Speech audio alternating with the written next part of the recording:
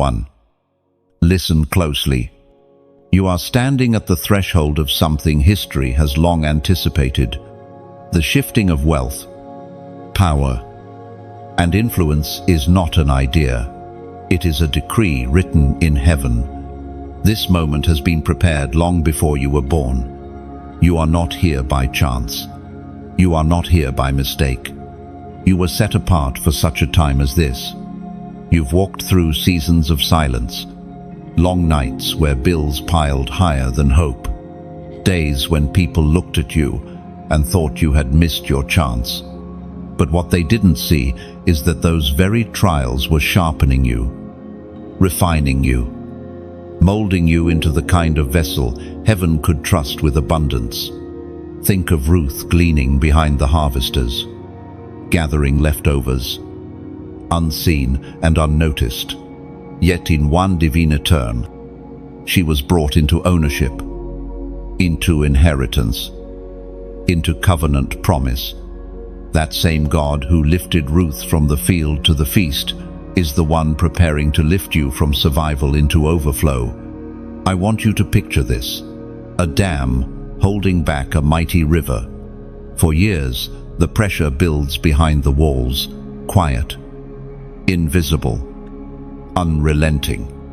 Then suddenly, without warning, the barrier cracks and the waters surge forth. Unstoppable, undeniable. That is the wealth transfer being prepared for your life. What looked like delay was simply storage. And now the vaults are opening. The Word of God declares in the book of Deuteronomy, chapter 8, verse 18, "But remember the Lord your God, for it is He who gives you the ability to produce wealth, and so confirms His covenant, which He swore to your ancestors, as it is today." Chosen one, do you understand what this means? Wealth is not about your effort alone. It is not about hustling harder than everyone else. It is about covenant. God Himself places ability, ideas, and opportunities in your hands. When you succeed, you are not just advancing your life, you are confirming a covenant that heaven has already written with your name on it. And this covenant is not just financial, it's generational. When God blesses you, He is breaking chains of lack that strangled your family for decades. You are the turning point, the one who shifts the story. You are the proof that poverty does not have the final word, God does. You may have felt invisible in this world's economy, overlooked for promotions, denied loans, rejected by people who thought you had nothing to offer. Yet, heaven saw it all. Like Joseph in the prison, you carried a dream that seemed too heavy for the walls that confined you. But suddenly, the call will come. Suddenly, the door will open.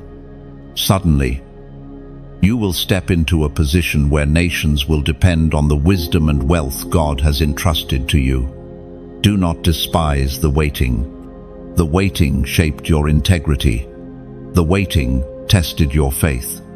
The waiting prepared your heart, so that when the transfer comes, you will not be consumed by greed, but guided by purpose. For what God is releasing into your hands is not just about you, it is about the kingdom. Picture yourself as a lamp placed in a dark room. For years, the cord was unplugged.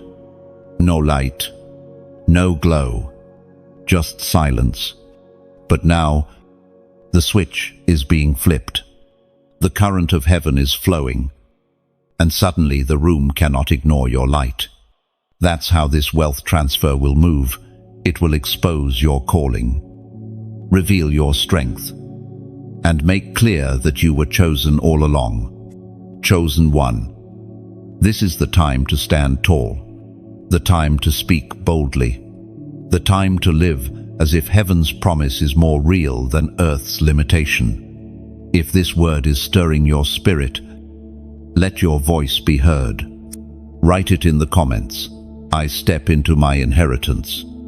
And if this message is awakening something in you, don't keep it hidden. Share it. Subscribe. And let others hear what heaven is declaring in this season. Your waiting was never wasted. The transfer has begun. Comment this prophetic number to seal your faith. 777. And maybe right now you wonder, why me? Why would God choose me for something this heavy? The answer is simple: because you endured. Others quit in the middle of the storm, but you pressed through. Others bowed to the pressure, but you stood when standing cost everything. That is why heaven has entrusted you with this assignment. The wealth of nations is not just money flowing into your hands. It is the influence to shape policies, to fund visions, to lift communities. It is the voice that shifts conversations, the wisdom that redirects generations. God's chosen ones are not spectators in history. They are architects of destiny. Do you remember David, overlooked by his family, hidden in the fields, but anointed by the prophet when no one expected it? That same anointing rests on you. What looked like rejection was actually protection. For heaven was saving you for the right moment of unveiling. This is the unveiling. And when the unveiling comes, people who once doubted you will have no choice but to witness what God does through you. Your life will speak louder than your words. Your fruit will silence every critic. Your overflow will become undeniable proof of covenant. So do not shrink back. Do not downplay what God is doing. Stand boldly. Walk confidently. Carry this truth like fire in your bones. You are chosen to handle what others cannot. The Spirit is saying now, prepare. Prepare your heart. Prepare your hands. Prepare your mind. For the vaults of heaven are unlocking, and you must be ready to receive without fear, without hesitation, without guilt. When the waves of blessing come, ride them like a skilled sailor who trusts the wind. Do not resist the current. Flow with it, and you will see yourself carried to shores you never imagined.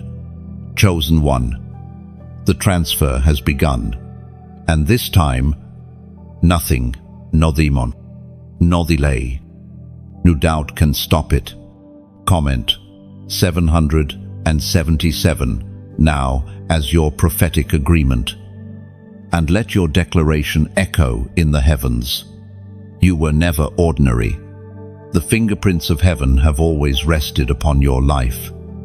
Even in moments when you felt forgotten or unseen, you may not have understood it as a child, but the battles you faced early on, the unusual way your spirit perceived things others could not, were all evidence of your distinction.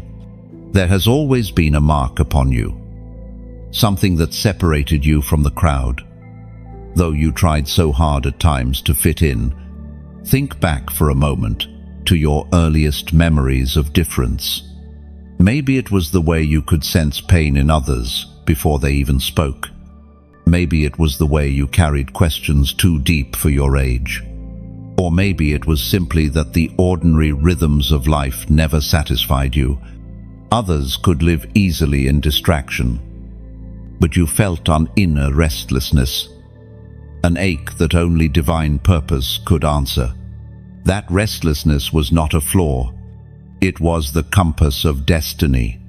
Consider Moses, raised in the palace of Pharaoh. He had access to luxury, status, and power, yet his heart burned for justice, for deliverance, for something greater than Egyptian wealth. He could never be comfortable in the systems that others embraced, because he was marked for something more. In the wilderness, where others would see only desolation, God saw his chosen deliverer. Chosen one. Your wilderness seasons were not random. They were training grounds for the calling you carry. The prophet Jeremiah spoke of being set apart before birth, consecrated for the nations even while in the womb. That is your story too. Long before your first cry, heaven spoke your name and wrote your purpose in eternal ink. This is why you never truly fit into the mold others tried to place upon you. It explains the rejection, the misunderstandings, the accusations that stung so deeply people could not categorize you. Because you were not made for categories, you were made for covenant. The scriptures record in the second letter to the Corinthians, chapter 9, verse 10. Before I formed you in the womb, I knew you. Before you were born, I set you apart. I appointed you as a prophet to the nations. Imagine a rare stone hidden in a mountain. For years, storms beat against the mountain. Rain eroded the surface. Generations walked across the ground, unaware of what lay beneath their feet. But the stone remained untouched, unspoiled, waiting for the appointed time when it would be unearthed and placed where it belonged in a crown. That stone is you. For years, life covered your shine, but the covering was protection, not punishment. And now the hand of God is lifting the veil, revealing what was hidden all along. You may have asked, why have I suffered more than others? Because great weight requires strong foundations. Those who are lightly built cannot bear the weight of nations. Your tears have watered the soil of your destiny. Every sleepless night, every prayer whispered in desperation, every unanswered question, all of it has strengthened the roots that hold you steady when the winds of increase begin to blow. Think of Esther, an orphan girl, taken into a palace, hidden among others, yet marked for a throne. She was chosen in secret before she was revealed in public. And when the moment of decision came, her uniqueness became the weapon that saved a nation. So it is with you. You may feel overlooked now, but your difference is the very thing that heaven will highlight when the time comes. Even in moments when you doubted yourself, when you looked in the mirror and saw nothing special, heaven still called you chosen. Destiny is not determined by how you feel in the valley, but by what God declared before the foundations of the world. The angels never stopped recognizing you. The enemy never stopped fearing you. The assignment on your life never diminished, even when your hope did. Let me tell you a story. There was once a young woman who grew up in a town where everyone followed the same path: school, work, marriage, routine. She tried to do the same, but every step felt like a prison. She worked jobs that drained her spirit. She spent nights crying, wondering why she could not just be normal like everyone else. Yet, deep inside, she felt whispers of something greater. One day, as she walked home after another exhausting shift, she heard a quiet voice in her heart. You were not made to blend in. That voice became her turning point. Slowly, doors began to open. Opportunities she never sought found her. Looking back, she realized the struggle had been proof of her calling. Chosen one. That story could be yours. For your difference is not a curse. It is the key to your inheritance. The scriptures are filled with those who were called out, set apart, misunderstood. Noah built an ark when no one had seen rain. Abraham left everything familiar without knowing where he was going. Hannah cried for a child while others mocked her barrenness. only to birth a prophet who would shape Israel's future. These lives remind you that to be chosen is to walk a road few understand, but it is also to carry rewards that few can imagine. So hear this clearly: your uniqueness is your authority. Your pain has been your preparation. Your rejection has been your redirection. You do not carry ordinary DNA, you carry covenant promise. And when God marks you, Noman Kanedaseit, chosen one, you were never ordinary. You are not here to fit into the systems of the world, you are here to transform them.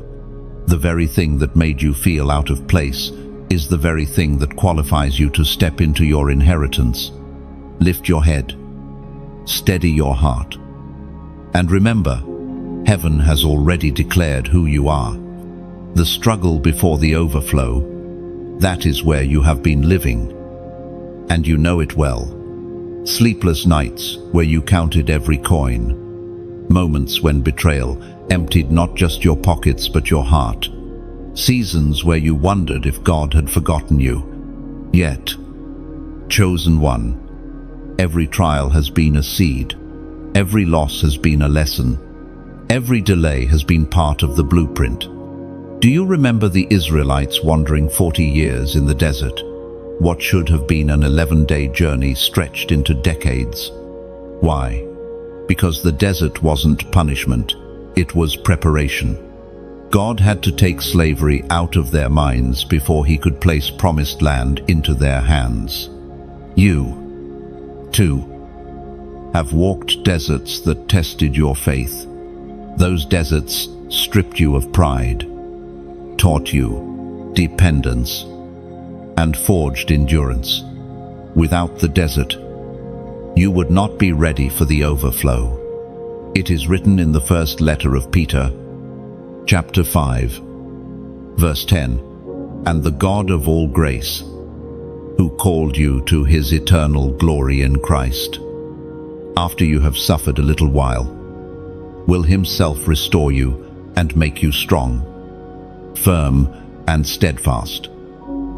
No, this verse is not just ink on a page. It is the story of your life.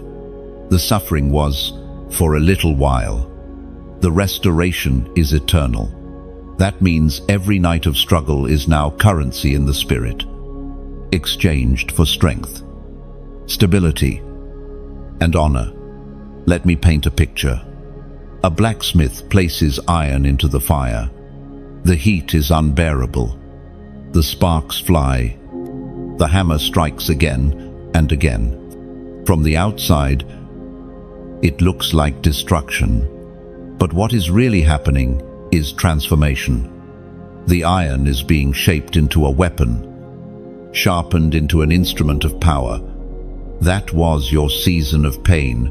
You were in the forge, and now, sharpened by trial, you are ready for battle and for blessing. Some of you wonder why the attacks came hardest in your finances. It is because the enemy saw your future before you did. He knew that when resources reached your hands, entire communities would be lifted, families would be restored, ministries would be funded, generations would be transformed. That is why he fought to keep you in lack, because he feared your abundance. But take courage. The very areas where you cried the most will be the areas of your greatest testimony. The empty cupboards will become full tables. The unpaid debts will turn into testimonies of debt cancellation. The rejection letters will become open doors that no man can shut. You will look back and say, "It was worth it, for the pain prepared me for the promise." Lo, think of the farmer. He does not plant a seed today and reap a harvest tomorrow. There is a hidden season where the seed is buried, unseen, uncelebrated. Rain falls. Darkness surrounds it. Yet in that hidden place, life stirs. The seed must break before it can bloom. You have been that seed. You felt buried, forgotten. But heaven says, you were planted, not abandoned. And now the breaking has produced roots, and the blooming is near. Do not be ashamed of your struggle. Testify about it. Your scars are not signs of failure. They are medals of survival. They prove that you endured what others did not. And because you endured, you will also overflow. Now, pause here. I want you to take action. Write this in the comments. Break, then bloom. Only 3 words. But they carry your entire journey. You declare that the breaking was not your ending. It was the trigger for your blooming. When you type it, you are not just repeating a phrase. You are prophesying your own transition. Chosen one. The struggle was not wasted. It was the path to the palace. And now, after the fire, after the tears, after the silence, you are ready. Ready for increase. Ready for overflow. Ready to carry the wealth of nations. And maybe you ask, how do I know my bloom is near? The answer is found in the shift you already feel. The heaviness that once pinned you down no longer has the same grip. That sudden clarity in your thoughts. The renewed strength in your spirit. The quiet confidence that whispers, I was made for more. These are signs that your breaking season has accomplished its work. Think of the dawn. The darkest part of night is the last hour before sunrise. Travelers may think the darkness will last forever, but the horizon is already preparing to break open. That is how your struggle has been an illusion of endless night. Even while the light of breakthrough was already rising, the fact that you endured until now is proof that sunrise is guaranteed. Here is another image, a butterfly still in its cocoon. The struggle to break free looks violent, unnecessary, almost cruel. But that very fight strengthens its wings, ensuring it can fly once it emerges. If someone were to cut the cocoon and help the butterfly, it would never survive.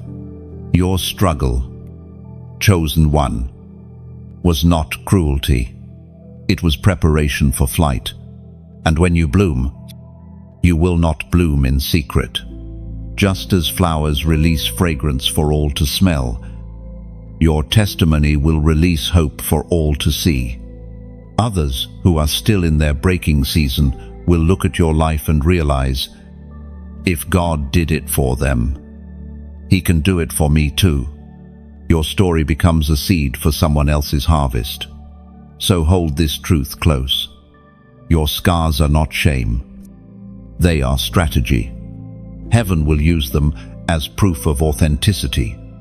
When you say, break, then bloom, you are reminding yourself and declaring to the world that pain never had the final word, purpose did. God's wealth transfer blueprint is written into the stories of Scripture, not as distant history, but as living patterns that echo through time. What unfolded in the lives of Joseph, Esther, and Solomon is more than a record. It is a map for your destiny. When you understand how God moved resources, authority, and influence into the hands of His chosen ones in the past, you begin to see how He is preparing to do the same in your life now. Look at Joseph first. Sold into slavery by jealous brothers, falsely accused in Potiphar's house, and forgotten in prison. His life appeared broken beyond repair. Yet woven into every injustice was a thread of divine positioning. Egypt's famine became the stage where Joseph's gift would not only be recognized, but celebrated. He went from prisoner to governor in a single day, entrusted with the keys to the wealth of nations. This is God's pattern, The very system that once confined you becomes the very channel that releases your abundance. It is revealed in the book of Genesis, chapter 41, verse 40. You shall be over my house, and all my people shall be ruled according to your word. Only in regard to the throne will I be greater than you. Pharaoh, a ruler of a foreign land, surrendered authority and wealth into Joseph's hands. Notice carefully, it was not Joseph chasing opportunity, it was opportunity bowing to Joseph's anointing. Now consider Esther, a young Jewish woman in exile, hidden behind palace walls, seemingly insignificant.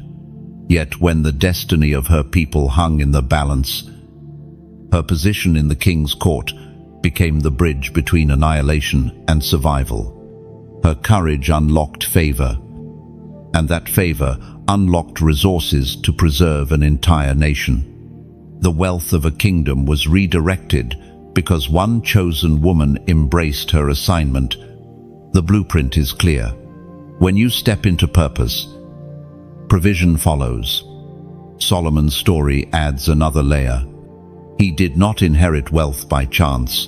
He inherited wisdom, and wisdom attracted wealth. Kings and queens traveled from afar, bearing gifts of gold, silver, spices, and treasures, just to sit at his feet and hear what God had placed in his heart. The Queen of Sheba testified that the half of his glory had not even been told. This teaches us that the true foundation of divine wealth transfer is not greed, but wisdom. When heaven trusts you with insight, it will also entrust you with increase. Think of these stories not as fairy tales, but as blueprints. In Joseph, you see endurance rewarded. In Esther, you see courage crowned. In Solomon, you see wisdom multiplied. Each one reveals a different doorway into the wealth of nations. And each doorway is opening now in front of God's chosen ones. But the blueprint has conditions. God's transfers are never random, they are strategic. Joseph had to interpret dreams when no one else could. Esther had to risk her life with boldness when silence would have been easier. Solomon had to ask for wisdom instead of riches when given the choice. The blueprint always demands obedience to divine instruction, and when obedience is present, overflow follows. Let me draw you an image. Imagine a master architect designing a cathedral. The blueprints are precise, every stone, every arch, every window carefully placed. To the untrained eye, the plan looks overwhelming. But to the builder who follows the pattern, the cathedral rises in beauty and strength. So it is with the wealth transfer. Heaven has drawn the plan. Your role is to follow, even when steps seem confusing, even when seasons seem unfair. You are fitting into a design far greater than yourself. You may not see it yet, but like Joseph in the prison, or Esther hidden in the harem, or Solomon kneeling in prayer, you are positioned in the blueprint. You are not lost. You are in process. You are not behind. You are aligned. Do not think your story is too broken to fit. God uses broken vessels to prove his glory. Joseph's betrayal became his bridge. Esther's exile became her entrance. Solomon's youth became his strength. Every weakness turned into a stage for wealth and wisdom to be revealed, and the same will be true of you. The blueprint also shows us timing. Joseph's dreams did not manifest overnight. Esther's crown was placed long before her moment of courage arrived. Solomon's prayer preceded his prosperity. God works in layers, preparing, aligning, and then releasing. When the moment comes, It often looks sudden to the world, but heaven knows it has been centuries in the making. You, chosen one, are part of that design. Every delay you have endured, every door that closed, every silence that stretched too long, it was not a detour. It was alignment with the blueprint. So, study the pattern. See yourself in Joseph, faithful in small places. See yourself in Esther, hidden but destined. See yourself in Solomon, seeking wisdom above all. And understand that the same God who wrote their stories is still writing yours. The wealth of nations is not drifting randomly into hands. It is being transferred with precision, guided by the same eternal architect who sketched Joseph's rise, Esther's influence, and Solomon's glory. And because you are marked, your name is already inked into this divine blueprint. Lift your eyes, steady your heart, and recognize the design. You are not chasing wealth, you are aligning with the plan. And in God's plan, the transfer is unstoppable. And here is what you must hold tightly. Every moment you thought was wasted has been written into the architecture of the plan. Nothing is random, nothing is lost. Just as Joseph's prison prepared his platform, and Esther's silence prepared her speech. Your seasons of struggle have carved the capacity to carry abundance without breaking under its weight. The blueprint of heaven is unfolding even now, and though you may not see the full cathedral, stone by stone, God is raising it. You are not a spectator, you are part of the very design. Sharken nations, open hands. That is the hour we are living in now. When you look at the world, you see economies trembling, leaders unsure, systems breaking. To many, it looks like chaos, but to the eyes of the chosen, it is not chaos, it is reordering. It is the hand of God shaking what cannot stand, so that what is unshakable can rise. And in that shaking, a divine transfer is underway. Think of a tree in the wind. When the storm comes, leaves and dead branches fall. To some, it looks destructive, but the storm is not destroying the tree, it is pruning it, removing what is weak so that strength remains. Nations are like that tree. The winds of shaking are not the end. They are the cleansing. And when the winds die down, what is left will be fruit ready for those God has chosen to steward. The prophet Haggai spoke clearly of such a time. It is written in the book of Haggai, chapter 2, verse 7, I will shake all nations, and what is desired by all nations will come, and I will fill this house with glory, says the Lord Almighty. Oh, do you see the connection? The shaking is not punishment, it is preparation. What the nations hold most dear resources, wisdom, treasures will flow into the house of God, into the hands of those who live, not for greed, but for glory.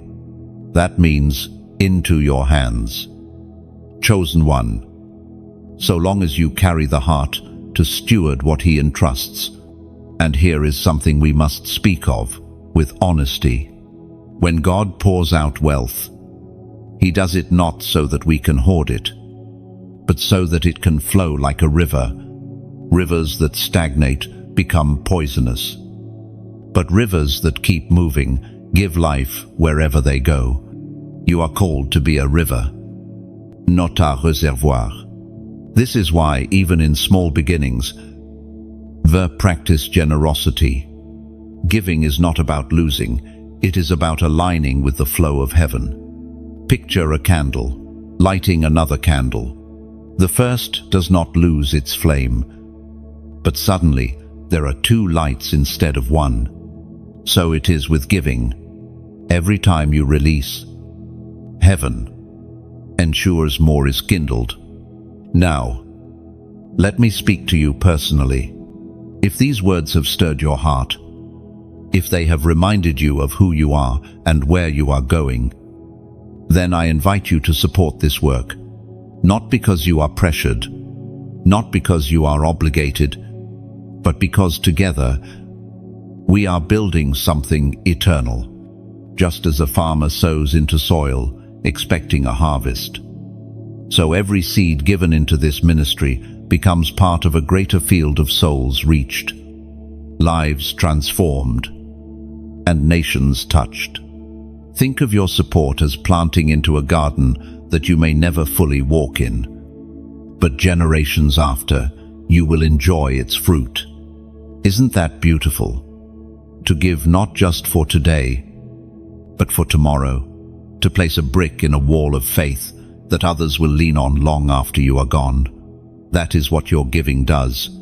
If you feel led, you can donate not as a condition, but as an act of willingness, a way of saying, Lord, I want to be part of what you are doing. And if you cannot give, your prayers and your presence are no less valuable. Sharing these words, subscribing, and liking is itself a form of sowing. Every click becomes a ripple, like tossing a stone into a river whose waves reach unseen shores. Let me illustrate with one more image. Imagine a lighthouse standing on the edge of a stormy sea. Its light keeps sailors from wreckage, guiding them safely home. But behind the scenes, someone must tend the flame, refill the oil, repair the glass. Without that hidden work, the light would go out. This ministry is like that lighthouse. Its light shines out across nations, but it is the faithful hands through prayer, through subscribing, through donating, through sharing that keep the flame alive. So if you feel the Spirit nudging your heart, partner with this light. Do it joyfully, freely, as worship. Your giving, your like, your share, your subscribe are not transactions. They are oil in the lamp. They keep the flame bright, so others lost at sea can find their way home. But hear me clearly, the invitation to support is not a barrier to your blessing. The blessing of God is already on your life. Whether or not you give here, this is never about compulsion. It is about opportunity.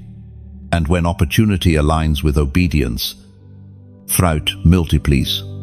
As nations shake, as systems crumble, open your hands, not in fear, but in readiness, for God is about to fill them. He shakes the nations not to leave his children empty, but to place in their hands what was always meant for kingdom work. And your story, your obedience, your generosity, small or great, will be written into that transfer. So continue to listen, continue to walk in faith.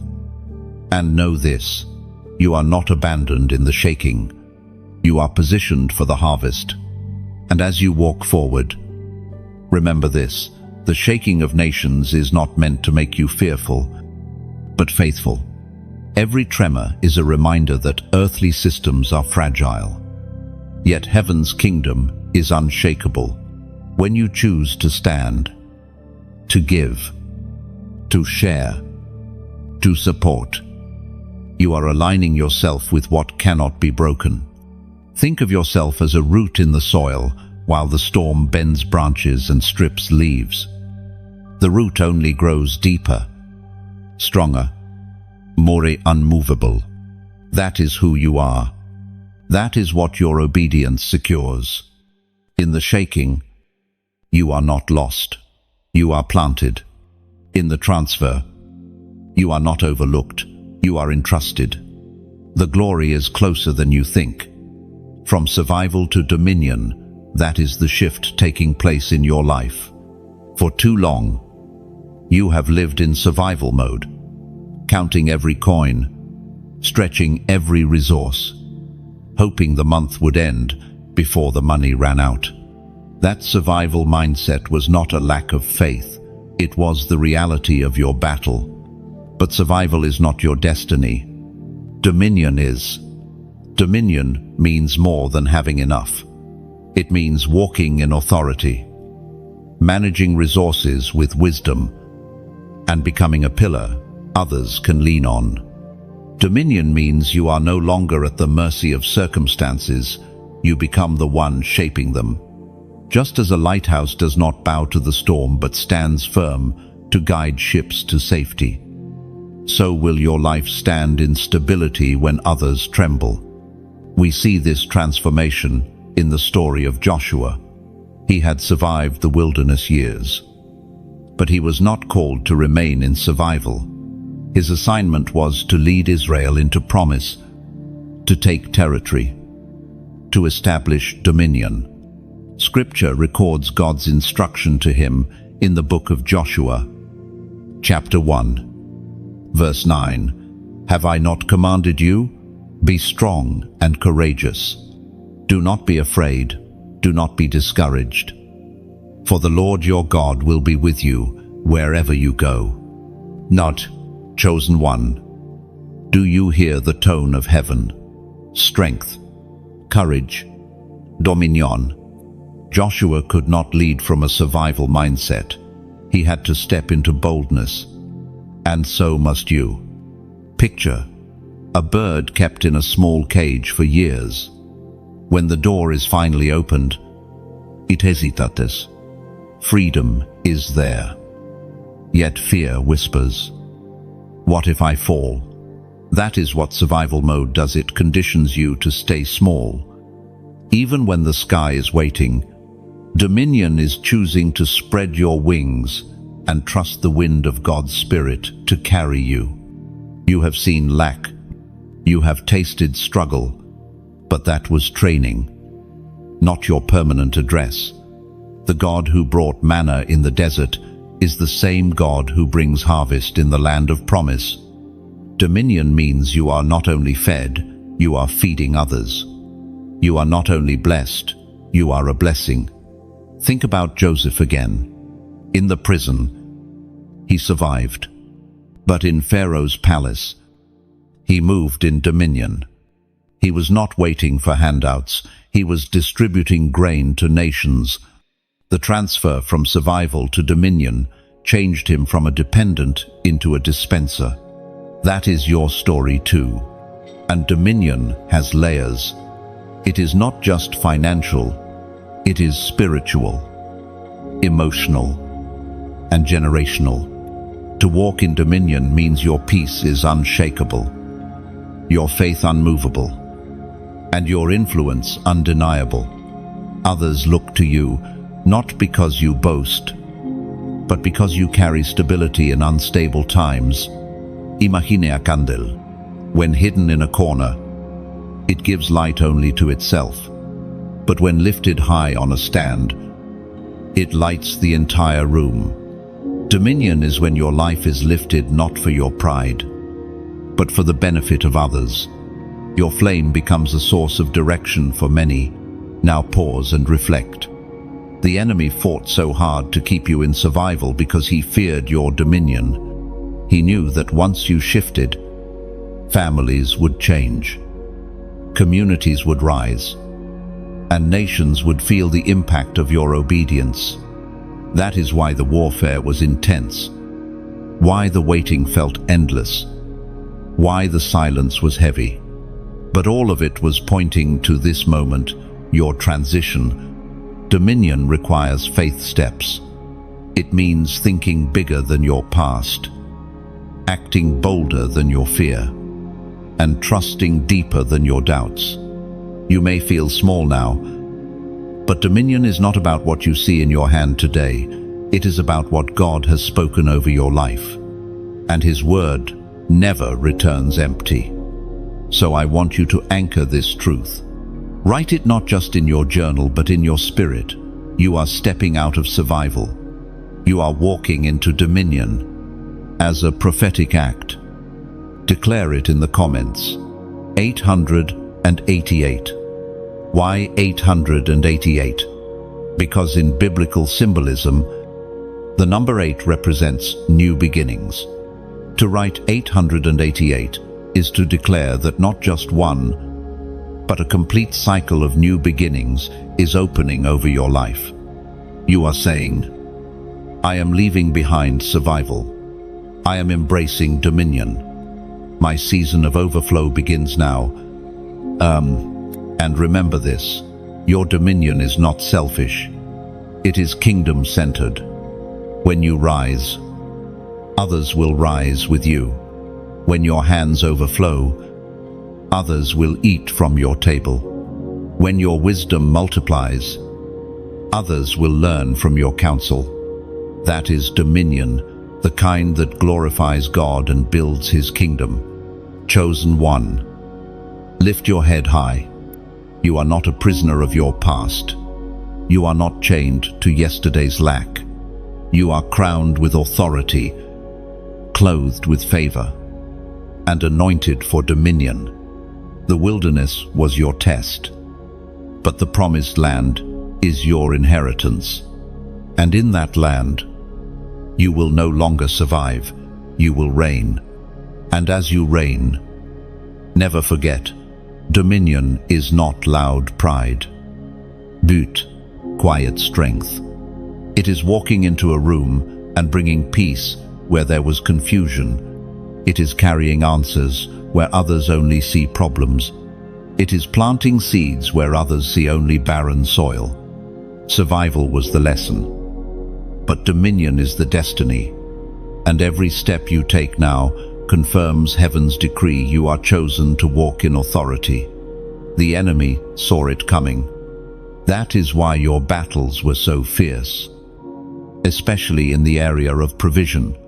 When you felt like every door was shut, when you watched opportunities vanish just as they were within reach, when unexpected losses kept piling up, it was not random. It was warfare.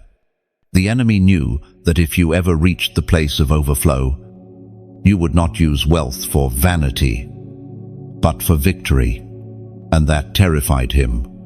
From the beginning, you carried a mark.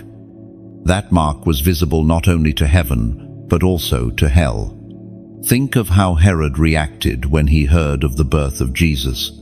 He was a king, yet he trembled at the mention of a baby in Bethlehem. Why?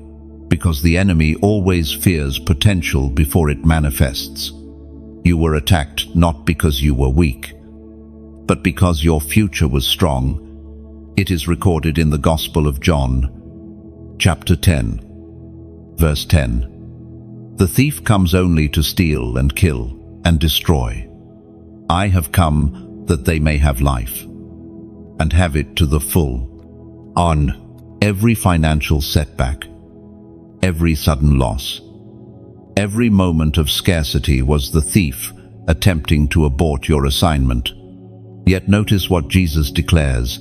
The contrast is total. The thief may try to steal, but the promise of Christ is abundance, not survival, not scraping by, but life to the full. Think of a seed buried in the soil.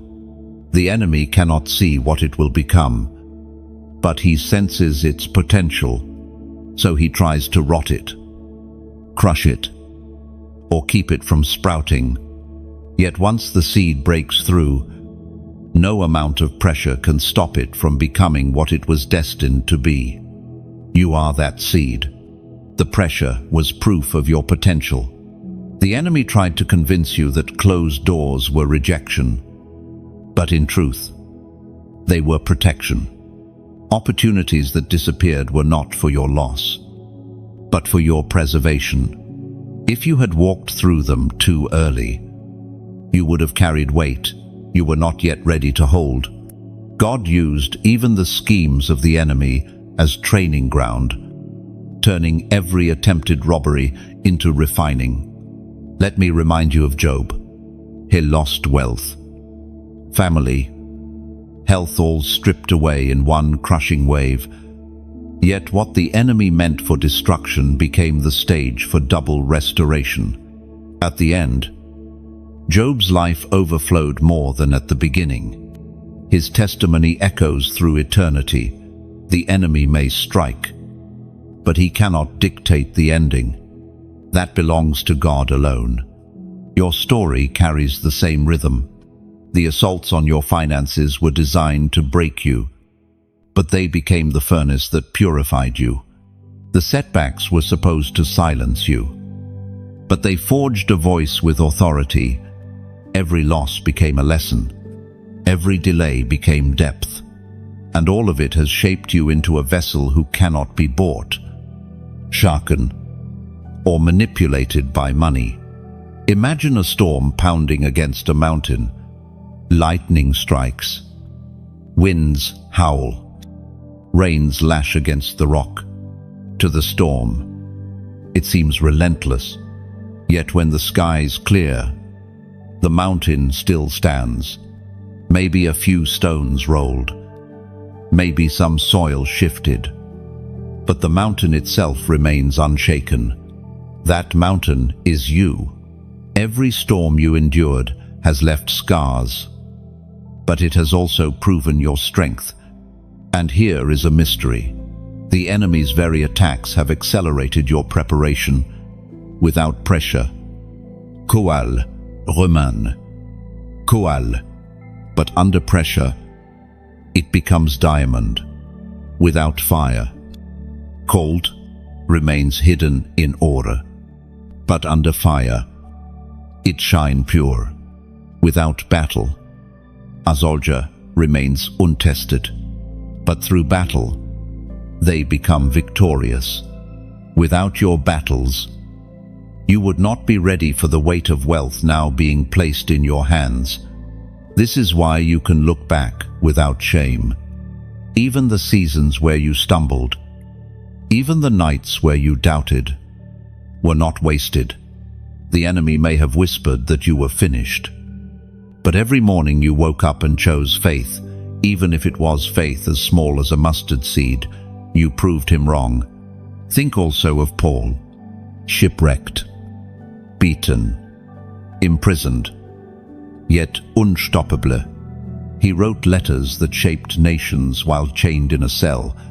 The enemy thought the chains would silence him, but those very chains preserved the words that echo today. In the same way, the enemy thought scarcity would silence you, but scarcity has instead sharpened your compassion, your wisdom, and your authority. The reason the attacks were so intense is simple.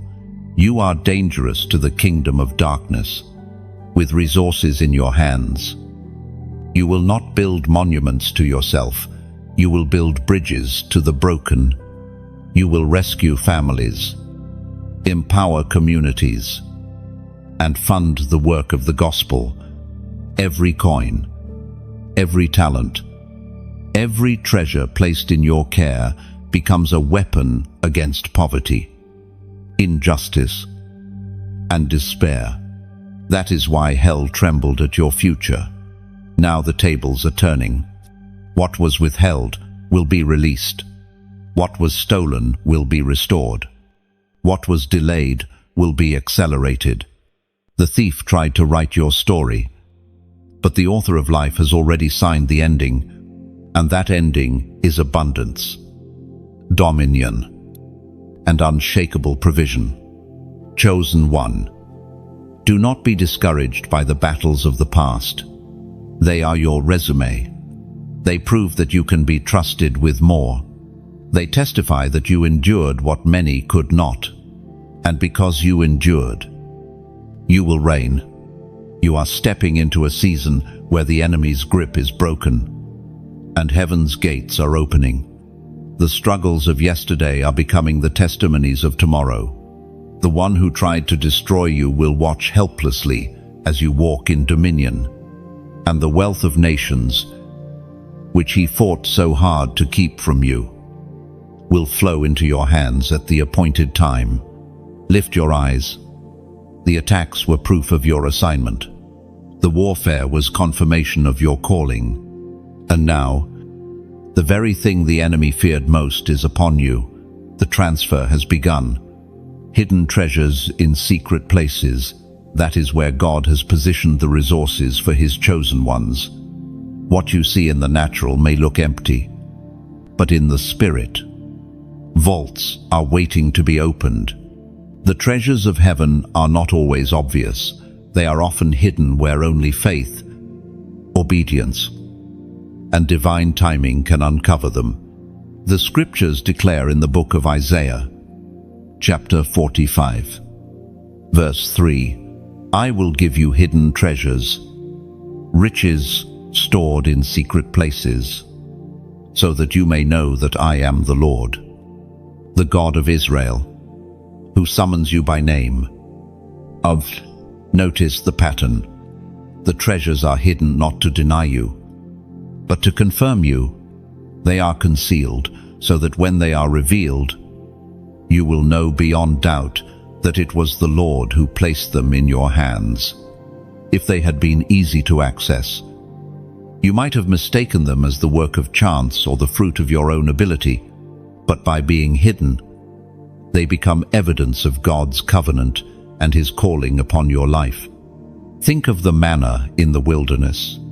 It was not stored in barns or silos, but appeared fresh each morning, waiting like dew upon the ground. Israel could not claim it came from their farming, because it was given directly by God. In the same way, the treasures appointed for you are not tied to the ordinary labor of men. They are the outpouring of a divine economy that answers only to heaven's command. Consider the wise men who came to honor the newborn Jesus. They did not bring empty words. They brought treasures, gold, frankincense, and myrrh. But notice this, those treasures were released in a hidden place, in a Bethlehem stable, away from the noise of palaces and temples. What looked insignificant to the world became the stage where hidden wealth was revealed. This is God's way. He takes what is small and unseen and fills it with treasures beyond imagination. Think of a pearl. At first, it is not visible. It forms deep within the shell of an oyster, layer upon layer, hidden beneath the sea. No eye sees it while it grows, but when the moment comes, the oyster is opened and the pearl shines as one of the most valued gems on earth. Your life has been like that oyster. What you carried looked plain to others, but in secret, God has been layering wisdom, character, and vision. Now the time is near for the pearl to be revealed. Sometimes treasures are hidden in your very pain. Joseph's betrayal seemed like a curse, yet it was the path that led him to Egypt, where treasure awaited. Esther's obscurity as an orphan concealed her destiny as queen. David's lonely nights in the field hid the songs that would become psalms sung across generations. Do not despise your hidden seasons. They are treasure caves where God deposits what will one day sustain nations. There are also treasures hidden in people. The boy with 5 loaves and 2 fish seemed insignificant until his lunch became the seed of a miracle that fed thousands. The widow with a small jar of oil was overlooked until her obedience uncovered an endless supply. Often, what you need is already near you, hidden in plain sight, waiting for your obedience to unlock it. Let me give you a picture.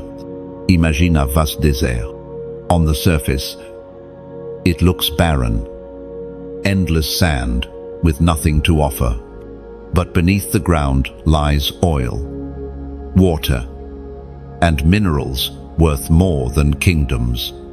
Nations fight wars over what is beneath deserts, not over what is above them. In the same way, others may look at you and see only the surface of your story, your scars, your struggles, your limitations. But beneath, heaven has buried treasures so deep that when they are uncovered, they will shift destinies. God hides treasures because He entrusts them only to those who will not waste them. If diamonds were scattered across sidewalks, their value would vanish by being hidden in the earth. They require patience, digging, and discernment. And when they are finally brought to light, their worth is recognized.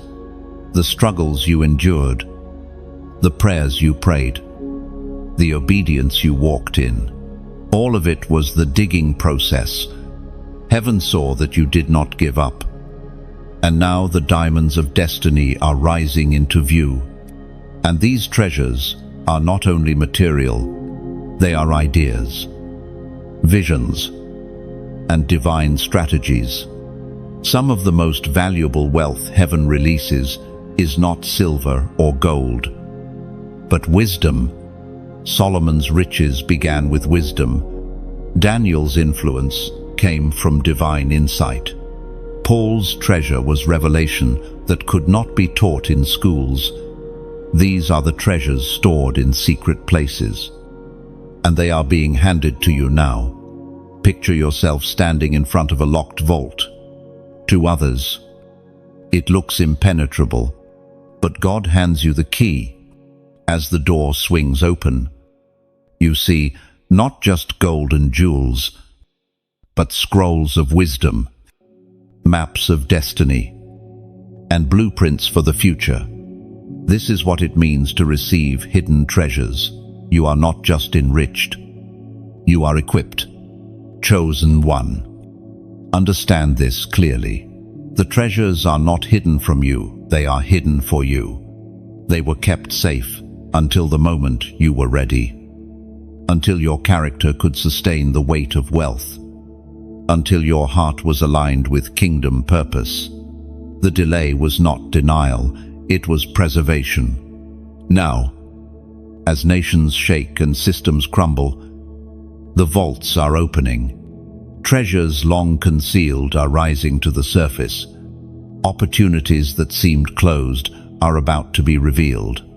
Wisdom you never studied will come alive in your spirit, and provision stored up for generations will find its way into your hands.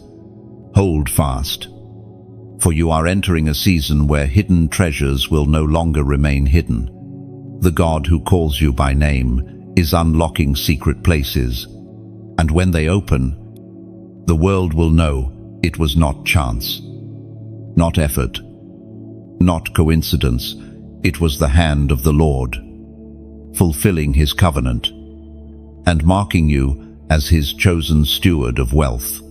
The mantle of multiplication rests upon you. This is not ordinary increase, it is supernatural acceleration.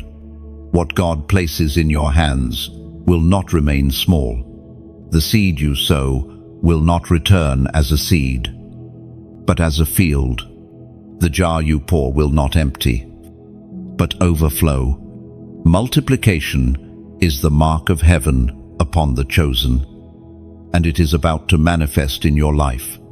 Think of the moment when Jesus fed the 5,000. A boy's small lunch, 5 loaves and 2 fish, became the doorway to a miracle. In human terms, it was not enough. In divine hands, it became more than enough.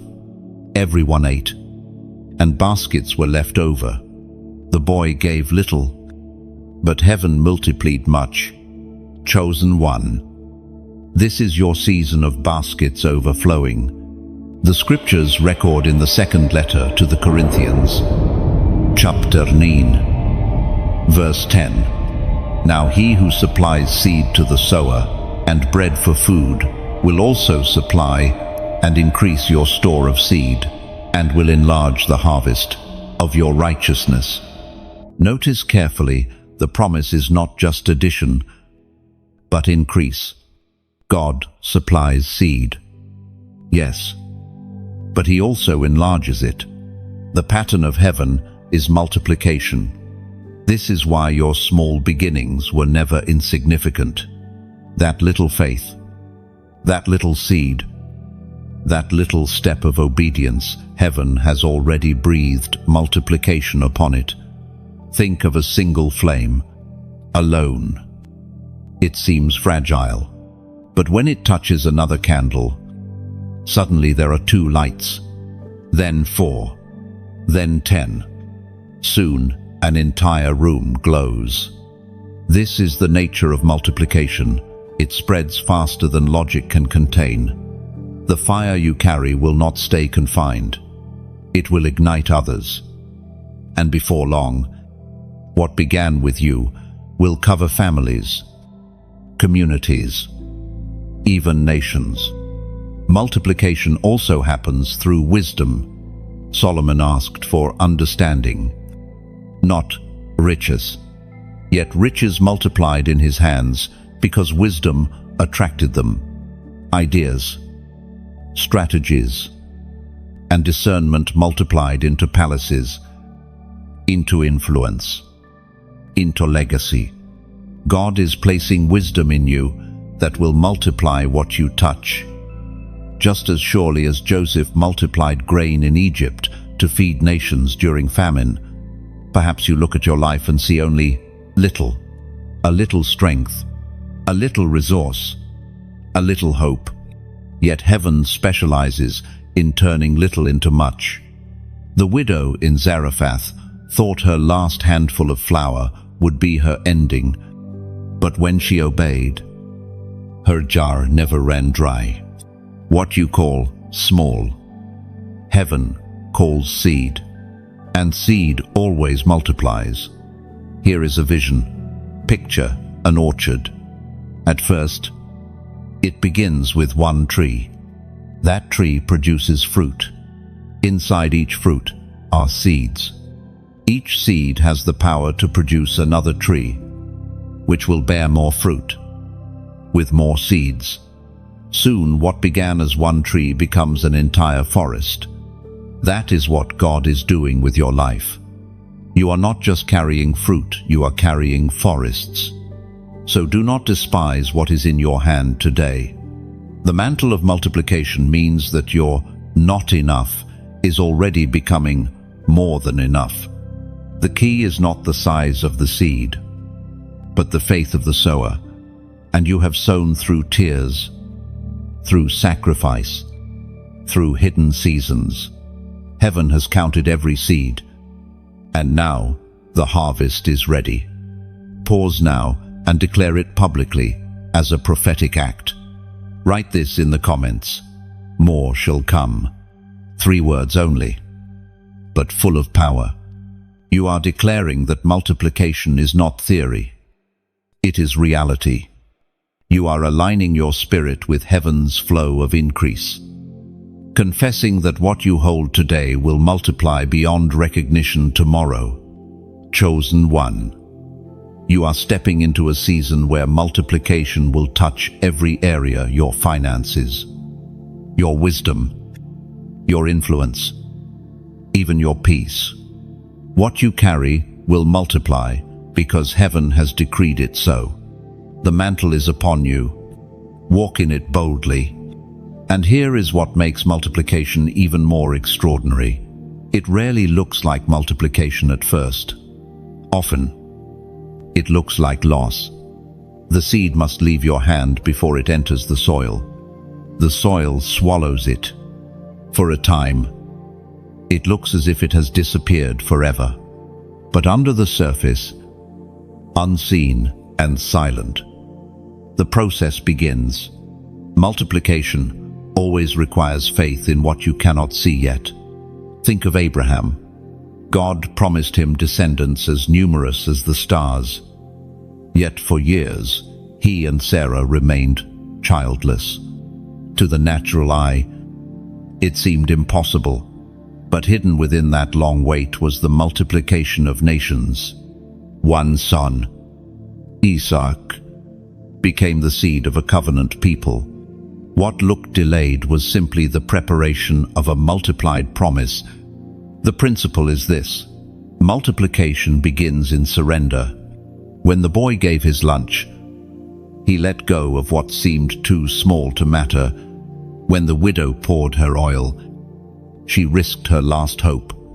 When Peter cast his nets again after failure, he obeyed against logic. Each act of surrender unlocked multiplication far beyond their control. Chosen one, your obedience may look small, but it is the doorway to overflow. Another layer of multiplication is legacy. What you sow today may not only multiply for you, but for generations after you. David gathered resources for the temple, but it was Solomon who built it. The harvest you are sowing now may be reaped by your children, your grandchildren, or even strangers you will never meet, and yet your name will be written into their story. For your seed was the beginning of their blessing. Let me offer you an image. Imagine a ripple on a still pond. One stone tossed into the water creates circle after circle, spreading far beyond the point of impact. Your life is that stone. Every prayer, every act of faith, every seed sown multiplies in ways you cannot measure. The circles touch shores you may never see, but heaven counts every ripple. Multiplication also carries responsibility. With more comes greater stewardship. Just as a farmer cannot ignore his expanding fields, you cannot ignore the influence and resources God multiplies in your life. Dominion requires diligence. Multiplication demands maturity. But do not fear this weight. For the same God who multiplies your blessing strengthens your hands to manage it. So walk forward with confidence. The mantle of multiplication has not come to burden you, but to establish you. Where you once asked, "How will I survive?" you will now ask, "How can I serve more?" This is the divine exchange: survival turned into stewardship, and stewardship turned into multiplication. Chosen one, remember this truth: your little was never little in God's eyes. It was always the seed of something greater. And now, in this season, the unseen harvest is rising into view. What once looked empty will soon overflow. What once felt small will multiply beyond measure. This is the hour of your increase. Heaven's economy is not like the systems of this world. The markets may rise and fall. Currencies may inflate or collapse. But the resources of God's kingdom are steady, eternal, and abundant.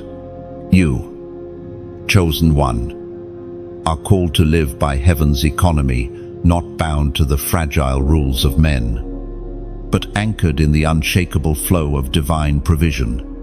Look at how the world functions. Nations argue over oil, over gold, over paper money, printed and devalued. Systems are built to benefit the few and burden the many. Yet in heaven's economy, the rules are reversed. The poor in spirit inherit the kingdom. The widow's mite outweighs the riches of the wealthy. The boy's lunch feeds thousands. Heaven does not operate by scarcity. It multiplies by surrender. The Apostle Paul captured this mystery in his letter to the Philippians. Chapter 4, verse 19. And my God will meet all your needs, according to the riches of his glory, in Christ Jesus. Notice needs are met not according to the world's bank accounts, but according to the riches of his glory. The source is not earthly supply, but divine abundance. Let me give you a picture. Imagine two wells. One is shallow, dug by human hands. Its water runs dry in drought, muddy, and limited. The other is deep, fed by underground rivers that never cease. While the shallow well empties, the deep well overflows. Heaven's economy is the deep well. When you draw from it, there is no fear of running dry, because its source is eternal. This is why your trust must shift. When you relied on salaries, savings, or systems alone, your heart felt restless. But when you trust heaven's economy, you tap into streams no man can block.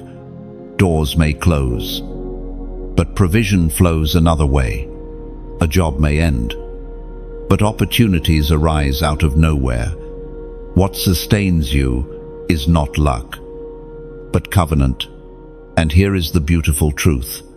You are invited to partner with that economy. Just as rivers remain pure when they flow, your resources remain blessed when they circulate. To give, to sow, to share is not losing, it is aligning yourself with the current of heaven. Picture yourself as a vessel on a river. When you pour out water, the river immediately refills you. The flow never stops. That is generosity in heaven's economy. Now let me speak with transparency. If these words are feeding your soul, if this light is guiding you in stormy seas, then you are free, completely free to support this work. Not out of pressure, not out of guilt, but as a voluntary act of worship. When you like, when you share, when you subscribe, you are fanning the flame so that others lost in darkness may see.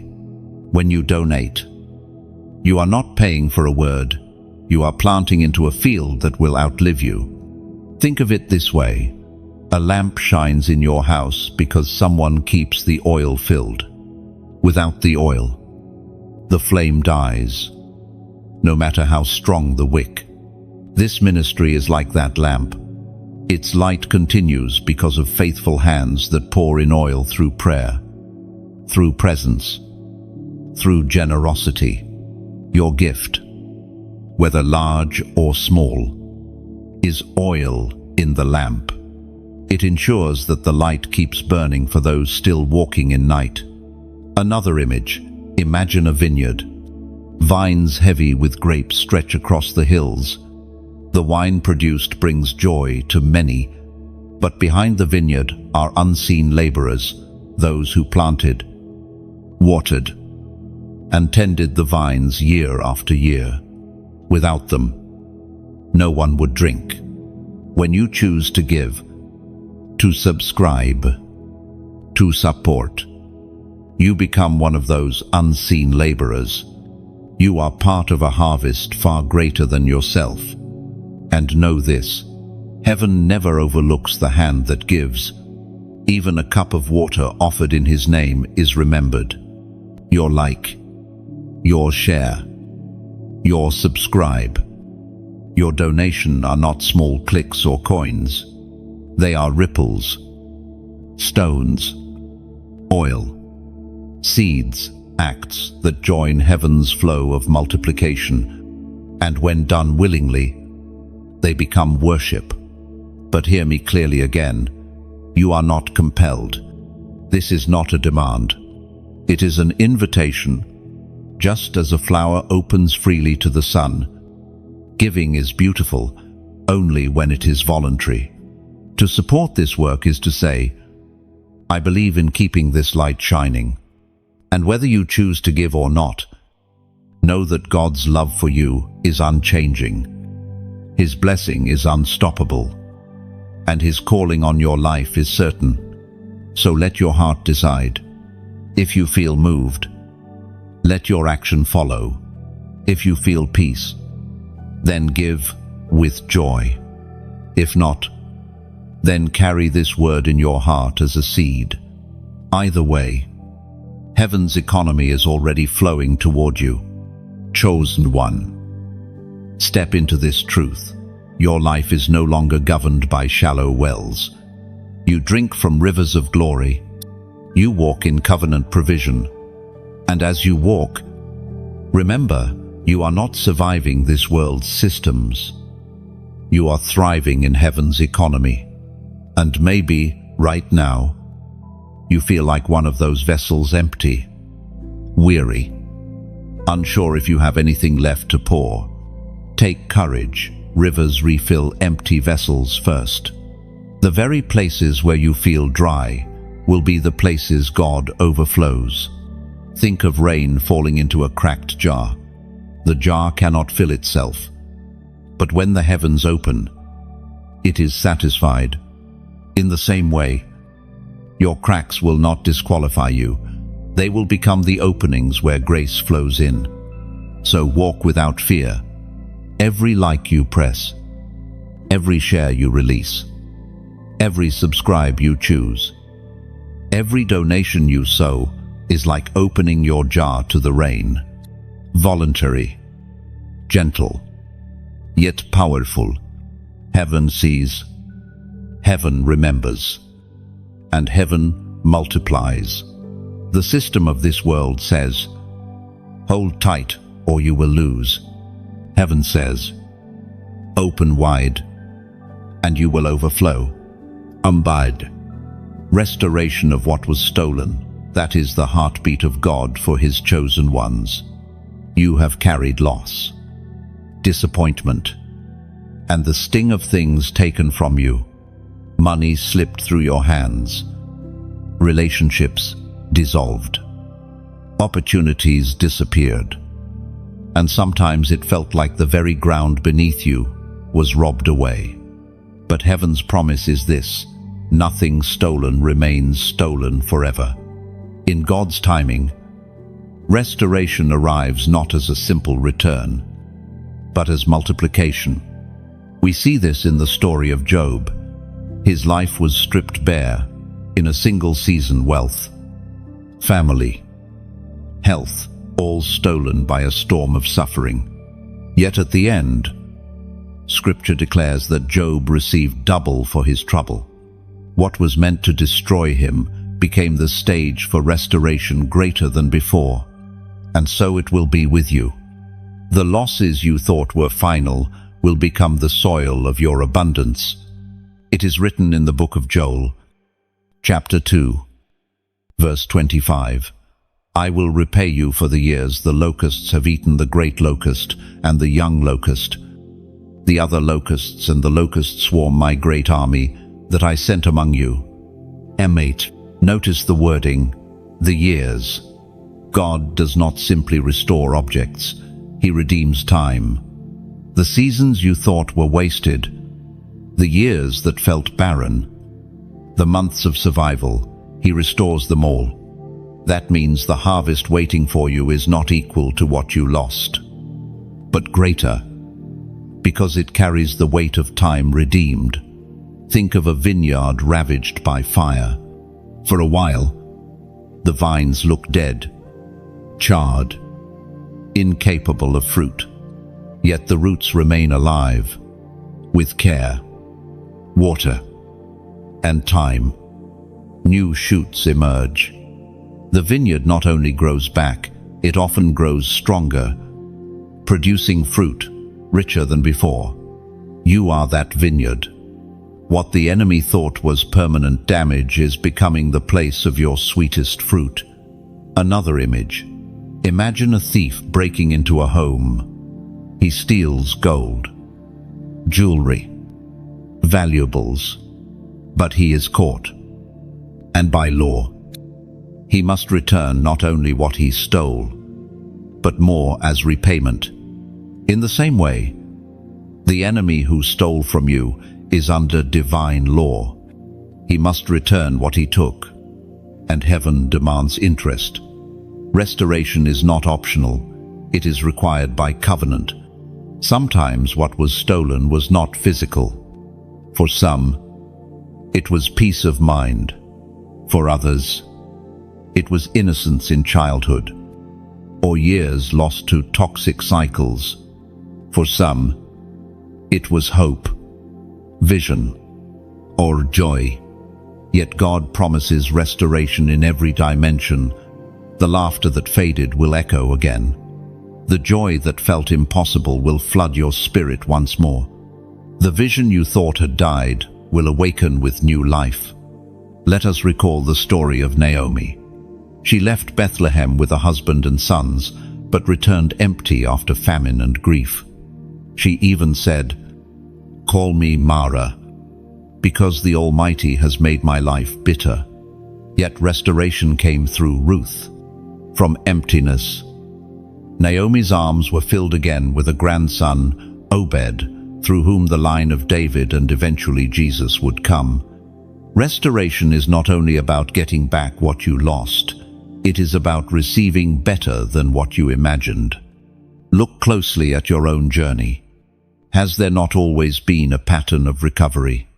Times when you thought it was over, yet somehow doors reopened.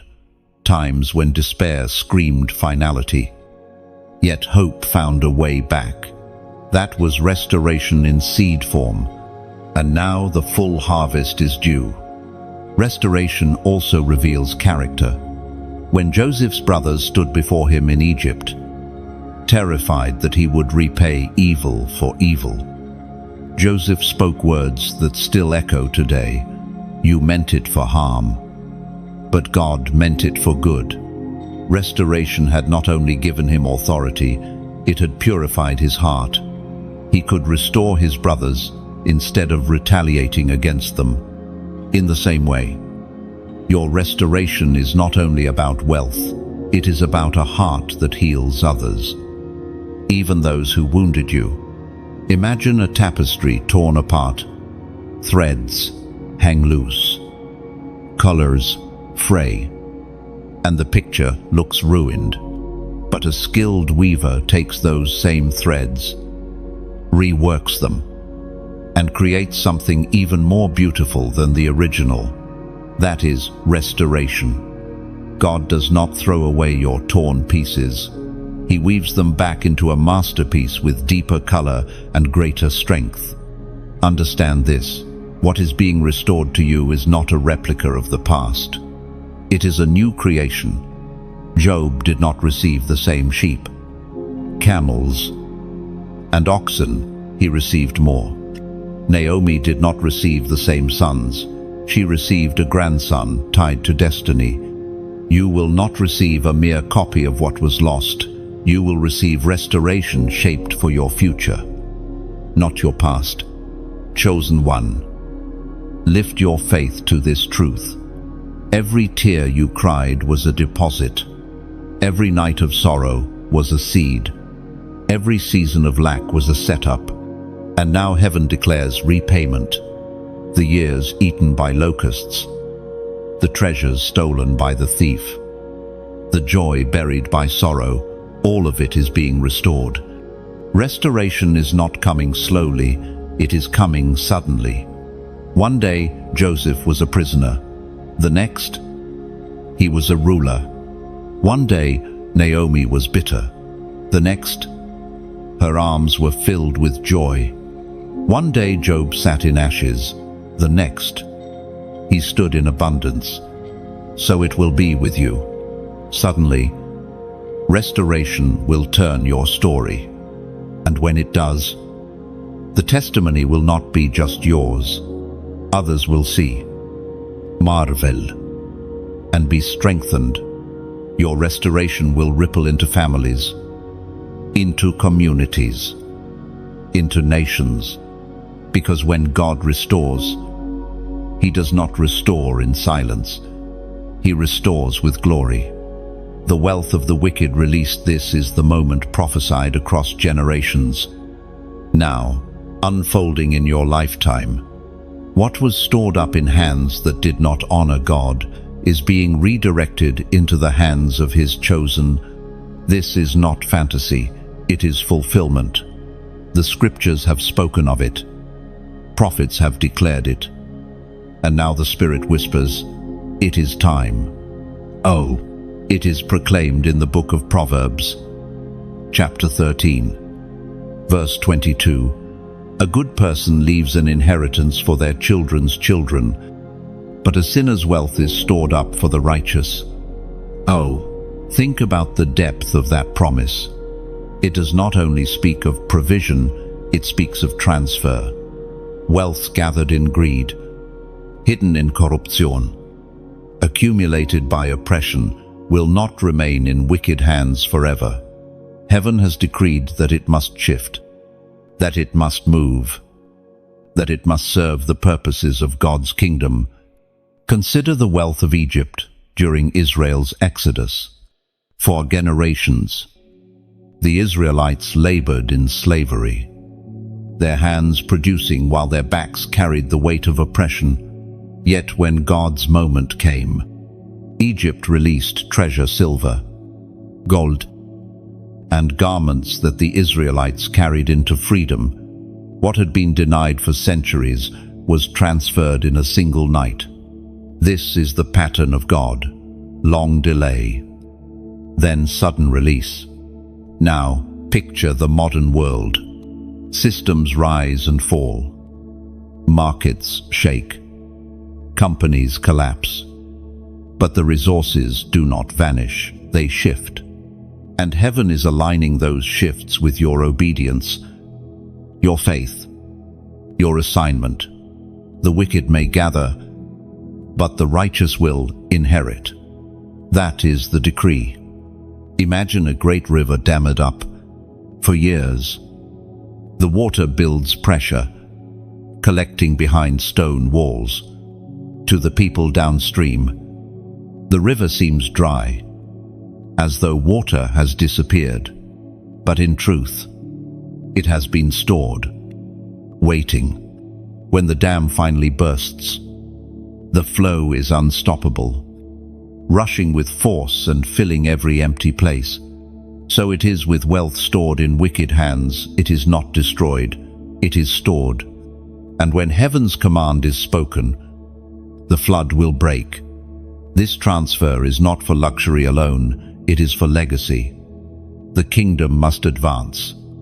The poor must be lifted. The gospel must be funded. And communities must be rebuilt. The wealth of the wicked does not flow to you for personal pride, but for eternal purpose. It is divine redistribution. Heaven's economy rebalancing what has been distorted. Think of Joseph again. Pharaoh's wealth was immense.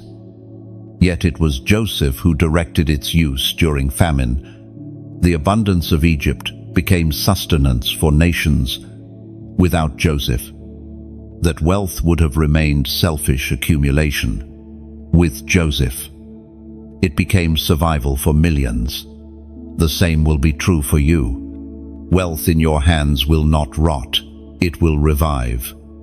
And yet, let us be clear, this transfer requires readiness. If a farmer receives seed but does not sow, he loses the harvest.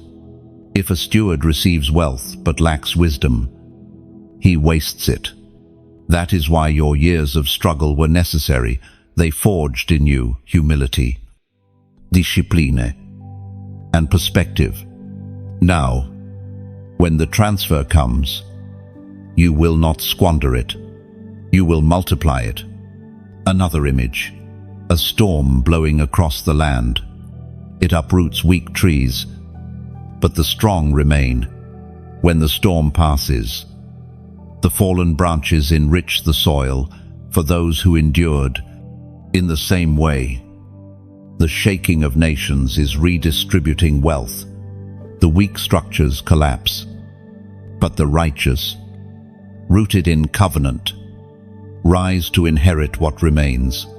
This is why your integrity mattered when no one was watching. This is why your faithfulness in little is now being rewarded with much.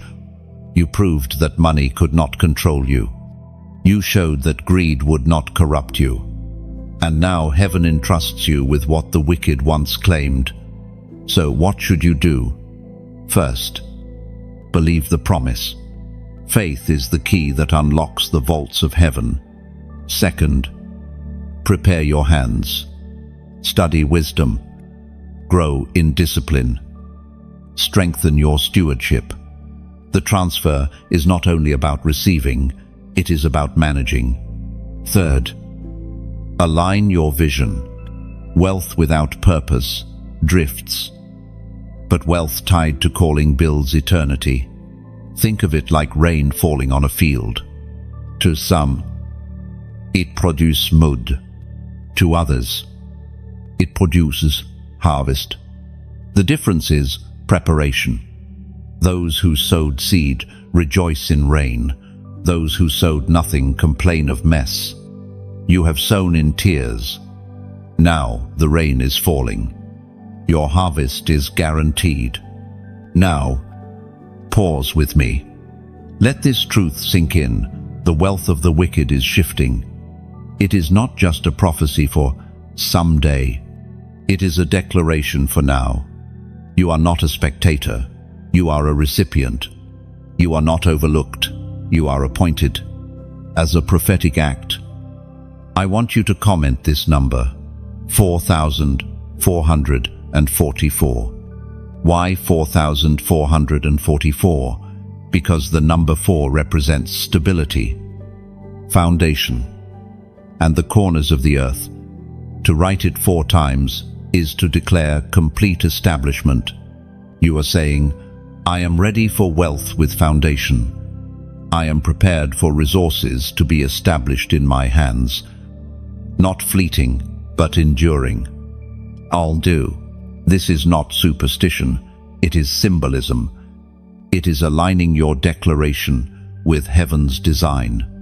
When you write 4,444, you are not just typing numbers, you are building a spiritual foundation, agreeing with the blueprint of divine transfer. Chosen one. Lift your vision higher. The shaking of the earth is not the end, it is the beginning. What was hidden in wicked hands is moving. What was hoarded in darkness is flowing into light. And your name is on heaven's ledger as one of the recipients. Walk boldly, prepare wisely, and declare faithfully the transfer has begun. Guarding your crown in overflow, this is the next call upon your life. Increase is coming. Wealth is flowing. Opportunities are opening. But with them comes responsibility. It is not enough to receive the transfer. You must learn to guard it. For what use is a crown if it slips from your head? What use is a treasure if it is squandered or corrupted? Heaven's blessing demands heaven's discipline. It is written in the book of James, chapter 1, verse 12. Blessed is the one who perseveres under trial, because, having stood the test, that person will receive the crown of life that the Lord has promised to those who love him. Oh, notice what James reveals. Crowns are not handed casually. They are awarded to those who endure, those who remain faithful when tested. If trials tested your perseverance before, then overflow will test your stewardship now. Scarcity reveals your patience. Abundance reveals your character. Think of Solomon. His wealth and wisdom made him the envy of kings. Yet, in his later years, he allowed compromise to creep in, building altars for idols and bending his heart away from the one who gave him everything. His crown slipped not because of poverty, but because of prosperity. That is the warning. Blessing without guarding can become a curse. Guarding your crown means remembering who placed it on your head. The increase you receive is not your achievement alone, it is covenant fulfillment. The temptation will come to boast, to believe you earned it by your own hand, to forget the wilderness where you learned to depend on manna. Guarding your crown means refusing pride, choosing humility, and keeping gratitude alive. Picture a soldier entrusted with the king's banner in battle. That banner is a target. Enemies aim at it because it represents victory. The soldier's duty is not only to hold it high, but to protect it with his life. So it is with your crown. The enemy will target your mind, your habits, your relationships, trying to pull you into carelessness or corruption. Guarding your crown means vigilance. It is holding fast when arrows fly. Another image. Imagine a vineyard after harvest. The vines are heavy. The storehouse is full. Yet if the farmer does not protect the vineyard, thieves will come at night. Animals will devour, or rot will set in. Abundance is not the end of labor. It is the beginning of stewardship. Guarding your crown requires watchfulness in the same way. One of the greatest dangers in overflow is forgetting the poor. The crown of provision is not meant to separate you from others, but to equip you to serve them. Guarding your crown means keeping your heart tender. Remembering the days when you struggled.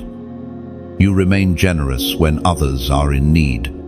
In this way, your crown becomes a channel, not a trophy. Guarding also requires wisdom in choices. Every open door is not a divine door. Opportunities will multiply, but discernment must guide you. The enemy will disguise traps as treasures, hoping to lure you into entanglements that drain your strength. Guarding your crown means praying over decisions, seeking counsel, weighing consequences. What you accept shapes your future. What you refuse protects your destiny. Think of Nehemiah rebuilding Jerusalem's walls. He was offered distractions, false meetings, threats, even bribes to stop his work. Yet, he replied, "I am carrying on a great project and cannot go down." That is the posture of guarding your crown. You refuse to be pulled from your assignment by vanity, distraction, or fear. Your crown is also guarded by discipline. Overflow can tempt you to excess, to spend without thought, to chase comfort over calling, to indulge rather than invest. But discipline keeps your vision sharp. You budget wisely. You save carefully. You sow intentionally. These are not chains, they are shields. Discipline preserves the abundance so that it outlasts a season and flows into generations. Imagine a torchbearer in a marathon. The flame is bright, but wind and exhaustion threaten it. To finish, the bearer must shield the flame while running forward. That is guarding your crown. The flame is abundance, the shielding is integrity. Without shielding, the flame dies before reaching the finish. And remember this, guarding your crown is not done alone. Isolation makes you vulnerable. Surround yourself with voices of wisdom, accountability, and faith. Esther had Mordecai. Paul had Timothy and Barnabas. Jesus himself had disciples who stood with him in ministry. To guard your crown is to recognize the need for community people who remind you of your mission when distractions call. Guarding is not fear, it is faithfulness. Fear says, "I must hold tightly, or I will lose." Faithfulness says, "I will honor what God has given, and He will sustain it." You guard not by hoarding, but by honoring, by keeping your eyes fixed on the giver, not the gift. Chosen one, you will receive much. But with much comes the test of overflow. Do not shrink from it. Rise to it. Let your crown shine, not as a symbol of selfish power, but as a testimony of divine trust. Wear it with humility. Guard it with wisdom. Share its influence with generosity. If you do, your crown will not slip.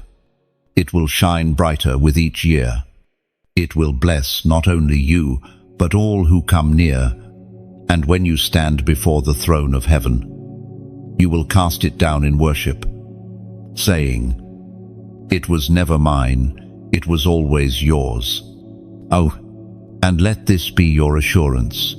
Crowns guarded with humility are crowns that endure. The world may chase glittering trophies that tarnish, but your crown is forged in eternal fire. No thief can steal it.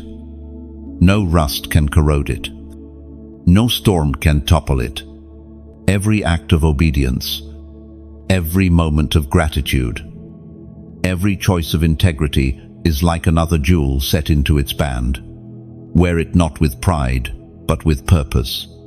For your crown is not just for you, it is a beacon, a reminder to the world that God still honors the faithful. No weapon against your finances, that is the promise etched into the covenant of God. The struggles you endured, the attacks that tried to drain you, the schemes that sought to rob you, all of them have met their limit. Heaven has drawn a line, and the word is clear. No weapon formed against you will prosper.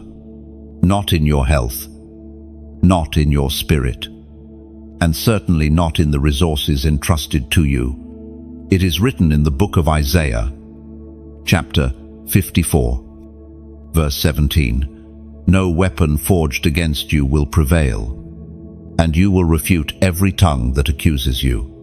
This is the heritage of the servants of the Lord, and this is their vindication from me, declares the Lord."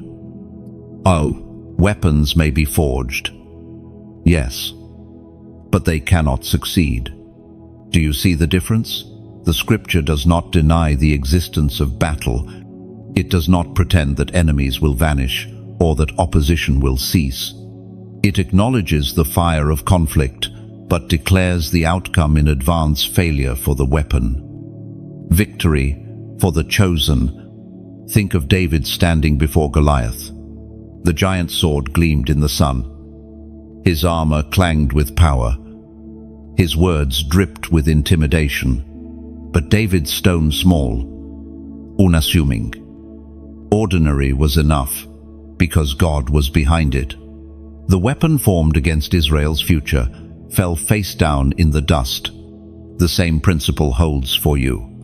The giants that threatened your finances, the debts, the betrayals, the sudden losses, all fall when God's covenant rises. Imagine a blacksmith in his forge, hammering iron into a blade. Sparks fly, heat roars, sweat pours. The weapon is prepared with skill, yet if the warrior who wields it falls, the weapon lies useless. So it is with the enemy's schemes. He may shape weapons against you, but the hand that carries them cannot prevail against the authority placed on your life. Your finances have been under siege before. Sudden bills appeared. Unexpected breakdowns drained your resources. And at times it seemed as though money slipped away faster than it arrived. These were not coincidences, they were targeted assaults. Yet each time, somehow, you endured. Somehow, provision came. Somehow, you survived what should have destroyed you. That is the evidence already in your story that no weapon prospers. Think of Elijah during famine. The brook dried, the ravens stopped, and the land was barren. Yet God sent him to a widow whose jar of flour and oil never ran out. The weapon of famine could not prosper because heaven's economy overruled it. In your life too, famine has tried to take hold, but unseen provision always slipped through. Enough to keep you standing until the next breakthrough arrived. Another image, a shield in battle. Arrows rain down, spears fly, but the shield intercepts them. The enemy grows weary, realizing his strikes are wasted. That is your inheritance. God Himself is your shield. Every attack on your finances hits Him first, and He absorbs what would have destroyed you. And yet, the promise is greater than defense. It includes vindication. You will refute every tongue that accuses you. This means that not only will weapons fail, but lies will also fall. Every voice that mocked you, every accusation that called you foolish for believing, every whisper that said you would never rise, heaven has already silenced them. Vindication is yours. Do not think vindication is only public. Sometimes it comes quietly, in ways only you and God know. A bill paid unexpectedly, a job offered after rejection, a debt forgiven without warning. These quiet miracles whisper louder than shouts. They say, the weapon failed. The chosen one prevailed. Think also of Joseph. His brother's betrayal was a weapon. Potiphar's wife's accusation was a weapon. The cupbearer's forgetfulness was a weapon. Yet none prospered. Every strike became a step. Every setback, a setup. In the end, Joseph stood clothed in authority, managing the wealth of nations. The very weapons meant to bury him became tools to raise him. Your life bears the same testimony. The overdraft that should have crushed you did not. The loss that should have broken you did not. The betrayal that should have silenced you did not. You are still here, still breathing, still carrying promise. That is victory. That is proof that weapons fail. Picture a fortress on a hill. Enemies surround it, shouting threats, banging shields, raising banners. Yet the fortress walls are unbroken, the gates unshaken. Inside, life goes on, children laugh, fires burn, songs rise. From the outside, it looks impossible, but from within, it is peace. That is your life under covenant. The attacks may surround, but inside, you remain secure. And here lies the deeper truth. Your finances are not just protected for your sake, but for kingdom purpose. If the enemy could have destroyed your resources, he would have silenced the missions you are called to fund, the families you are destined to support, the visions you are meant to launch. But he could not, because God's word is unbreakable. Do not mistake temporary hardship for final defeat. Weapons may wound for a season, but they cannot win. Every loss is temporary. Every setback is reversible. Every delay is part of a greater alignment. Chosen one, walk boldly in this truth. Your finances are not fragile, they are fortified. Your provision is not unstable, it is shielded. And every weapon, every scheme, every plan against you is already broken by the covenant word of God. So let the enemy rage. Let weapons be forged. Let tongues accuse. None will prosper. You will rise. You will stand. And your resources will serve the purposes of the kingdom unshaken. When the harvest comes in, the barns must be ready. Blessing is never random, it is purposeful. What heaven is releasing into your hands in this season is not just for your comfort, but for your calling. You are not simply a recipient of overflow, you are a steward of it. Think of the early church in the book of Acts. They had little by worldly standards, yet their willingness to share turned communities upside down. Scripture records that there were no needy persons among them. Why? Because those who had opened their hands, allowing resources to circulate like living water.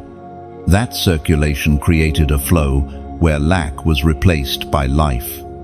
The Apostle Paul confirmed this principle in his second letter to the Corinthians, chapter 9, verse 6. Whoever sows sparingly will also reap sparingly, and whoever sows generously will also reap generously. This is not a law of pressure, but a rhythm of blessing. To sow is to trust. To release is to align with heaven's current. Imagine rain falling on parched ground. Each drop disappears into the soil, but weeks later, green shoots rise, and soon the field is covered in life. Sowing feels like losing in the moment, but it is the seed of tomorrow's abundance. That is how giving works. You release now, and life multiplies later. This is why every act of generosity matters. When you like, when you share, when you subscribe, you are sowing visibility, helping light spread to corners of the earth where someone waits in silence. When you comment, you are sowing testimony, leaving words that encourage others to keep walking. And when you donate, you are sowing fuel, keeping the flame alive so that the message continues to burn brightly across nations. Think of this work as a lighthouse on a stormy coast. Its beam cuts through the darkness, guiding ships away from wreckage. But lighthouses do not burn by themselves. They need oil. They need tending. They need watchful hands. Your support, your like, your share, your subscribe, your comment, your donation is oil for the lamp. Every act ensures the beam does not flicker out, that those still adrift in night can find their way home. And understand this, giving is not demanded, nor is it forced. It is like a flower turning toward the sun. It is natural, voluntary, beautiful. To give is not obligation, it is invitation. You choose, freely, to say, I want to be part of this light. Whether your gift is prayer, presence, or provision, it is honored in heaven's sight. Another image. Imagine a flock of birds in migration. One bird alone grows weary, but together they fly in formation, each one making the journey lighter for the others. This is what happens when we support one another. Your like, your share, your subscribe, your comment, your donation are like wings in the flock. They lift, they lighten, they move the mission forward. No one carries the weight alone. We soar together. And remember, generosity is never about the size of the act, but the spirit of it. The widow who gave 2 copper coins gave more than all the wealthy because her heart was in it. In the same way, your small seed may be the spark that lights 1,000 torches. Never underestimate what heaven can do with what seems little. You are invited, chosen one, to participate not because you must, but because you can. Every time you give, you are planting a seed into soil that outlives you. Every time you share, you are echoing the message into ears you may never meet. Every time you subscribe, you are standing as one more brick in a wall of faith being built across generations. Every time you comment, you leave a lantern for someone who stumbles in the dark, helping them see the path more clearly. And what does heaven promise in return? Not manipulation, not empty slogans, but truth. Seeds sown generously produce generous harvests. That harvest may come as financial provision, yes, but also as peace in your home, wisdom in your decisions, strength in your spirit. Heaven returns in ways no bank can calculate. So let your heart be free. Give because it is beautiful. Share because it spreads hope. Like because it lifts visibility. Subscribe because it builds continuity. Comment because it leaves legacy. Donate because it sustains the flame. Each act is voluntary. Each act is worship. Each act is oil poured onto the altar. And know this, whether you give or not. You are still loved, still chosen, still blessed. God's promise over you does not depend on what you place here, but what you do place becomes part of something eternal. Think of a tree. Its roots stretch deep, unseen, drawing water that nourishes the trunk, branches, and fruit. When you give, you become part of those roots, unseen. Perhaps but essential. Without roots, no tree can stand. Your like, your share, your subscribe, your comment, your donation are roots anchoring the tree of this message, and from it, fruit grows for all to eat. So, chosen one, step into generosity with joy, not reluctantly, not under pressure, but as worship, for in heaven's eyes, your seed is sacred, your support is significant, and your willingness is enough. And here is something beautiful to remember. Generosity is never forgotten in heaven's record. Long after the world forgets who liked, who shared, who commented, who donated, heaven remembers. Every click, every seed, every word you release becomes like a star hung in the night sky. One star may look small, but together they form constellations that sailors use to find direction. Your like, your share, your subscribe, your comment, your donation may feel small, alone, but together they create constellations of guidance for souls searching in darkness. Think also of rain. A single drop on the earth is barely noticed, but when countless drops fall together, they transform deserts into rivers. That is what your support does. It joins with others to create streams of life where there was once dryness. What you release does not vanish. It becomes part of something greater, something that carries life across lands you may never walk. So walk in joy, knowing that every act of support is more than participation. It is prophecy. You are declaring, the light will not go out, the river will not dry, the harvest will not fail. Acceleration, that is the rhythm of this season for you. What once took years will happen in months. What once drained decades will unfold in days. The Spirit of God is not only transferring wealth, but hastening it, pushing forward His purposes through speed that confounds human timelines. You are entering a window where heaven's pace overtakes the natural order. It is written in the book of Amos, chapter 9, verse 13. The days are coming, declares the Lord, when the reaper will be overtaken by the plowman, and the planter by the one treading grapes. New wine will drip from the mountains and flow from all the hills. This verse paints acceleration with vivid strokes.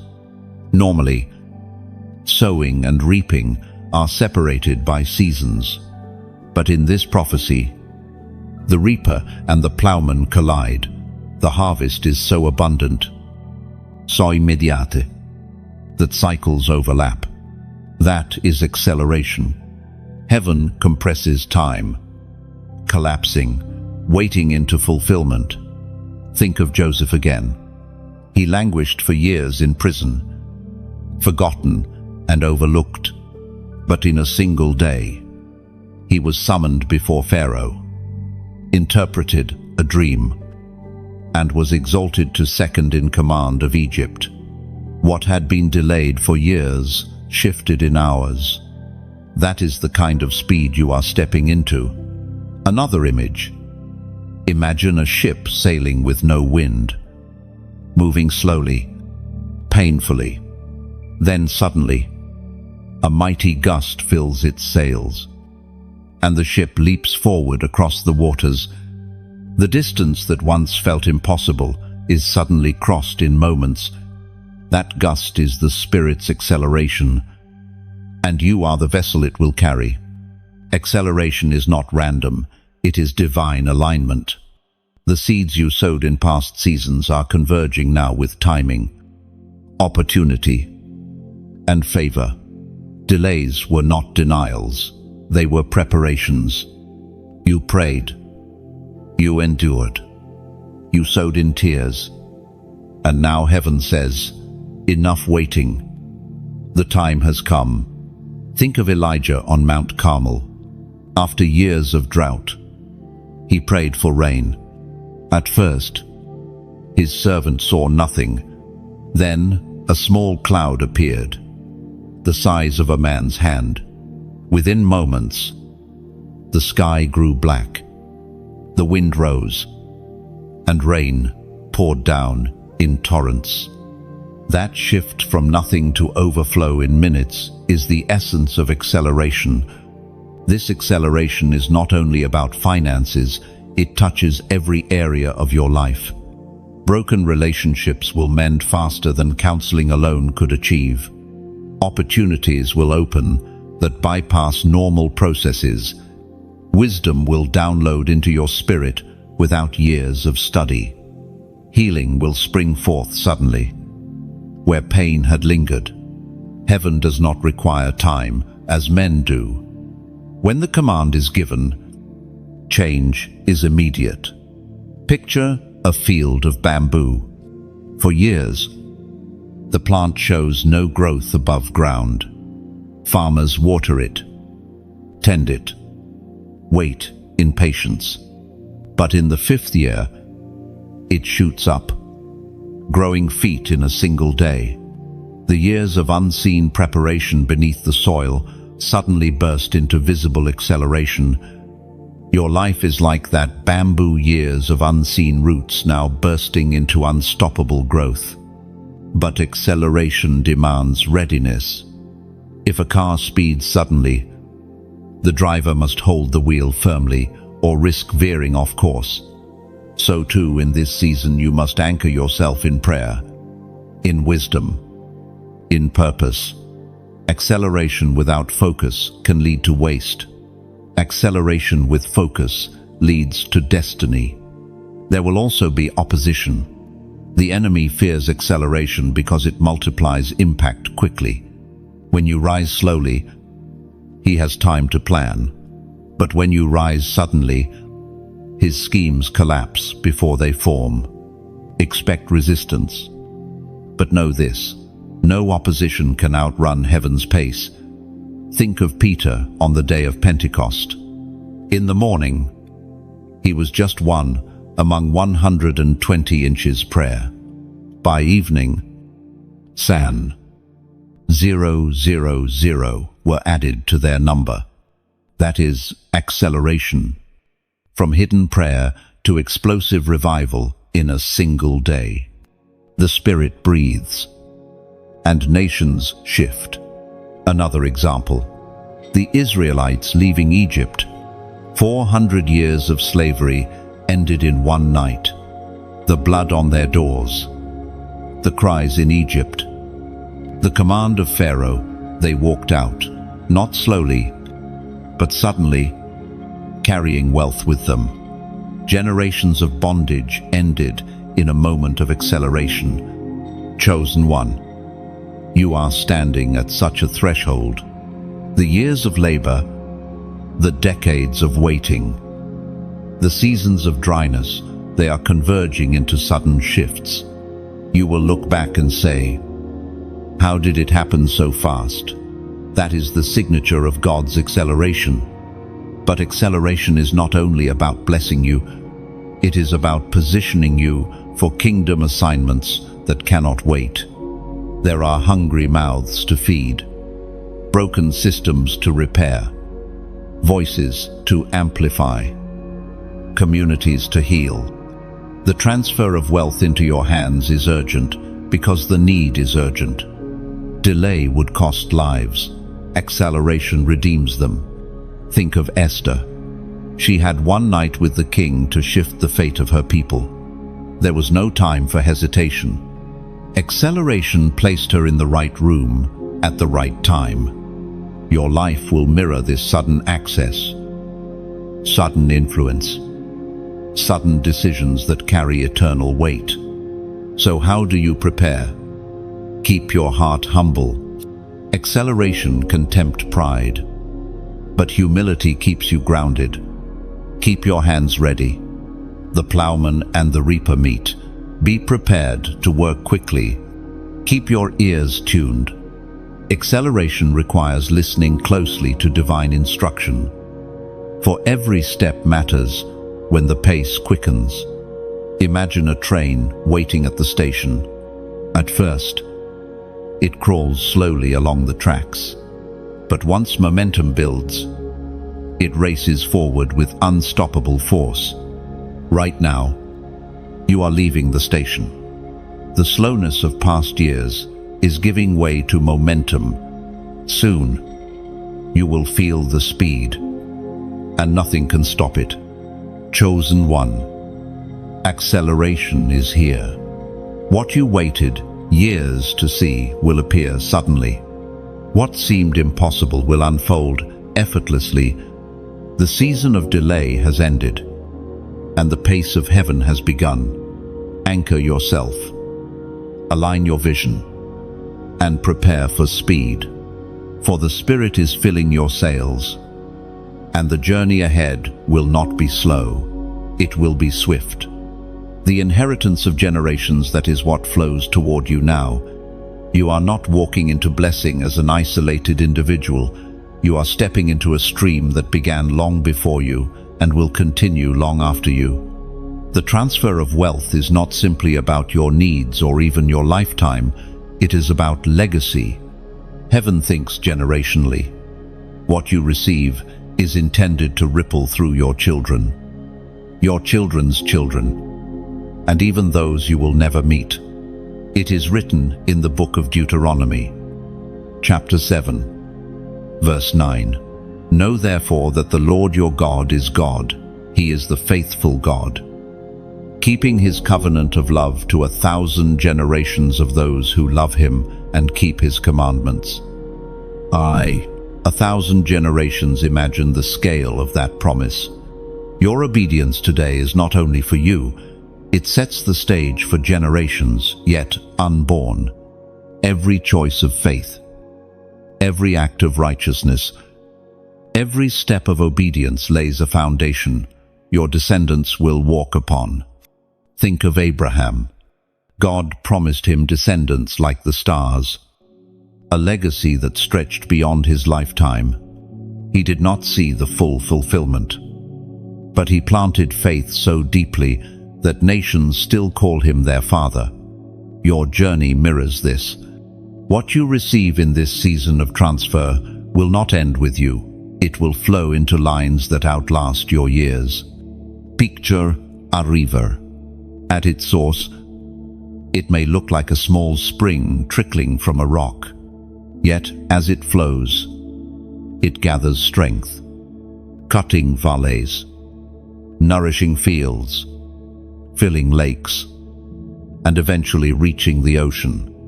Generational inheritance works the same way. What begins with you, seemingly small, gathers momentum as it passes from one generation to another. By the time it reaches its fullness, it has shaped landscapes. Your inheritance is more than money. It includes wisdom, resilience, and faith. The perseverance you showed in struggle is itself a gift to those who come after you. They will see your scars and understand endurance. They will walk into open doors you prayed for but never crossed. They will inherit songs you sang in the night and prayers you whispered through tears. Consider David and Solomon. David fought wars, cleared enemies, and gathered resources. Solomon inherited peace and abundance. One generation labored in battle, the next inherited the fruits of victory. In the same way, your struggles are not wasted. They are paving smoother roads for those after you. Another image. A gardener planting an orchard. He may never live to see the trees at their full height, but he knows his grandchildren will sit under their shade, eat their fruit, and enjoy what he began. You are planting orchards with your obedience. Orchards that generations will enjoy. And think of this. Inheritance is not only about what you leave behind, it is about what you break. Many inheritances are chains, patterns of poverty, cycles of fear, shadows of brokenness. But you are the breaker in your line.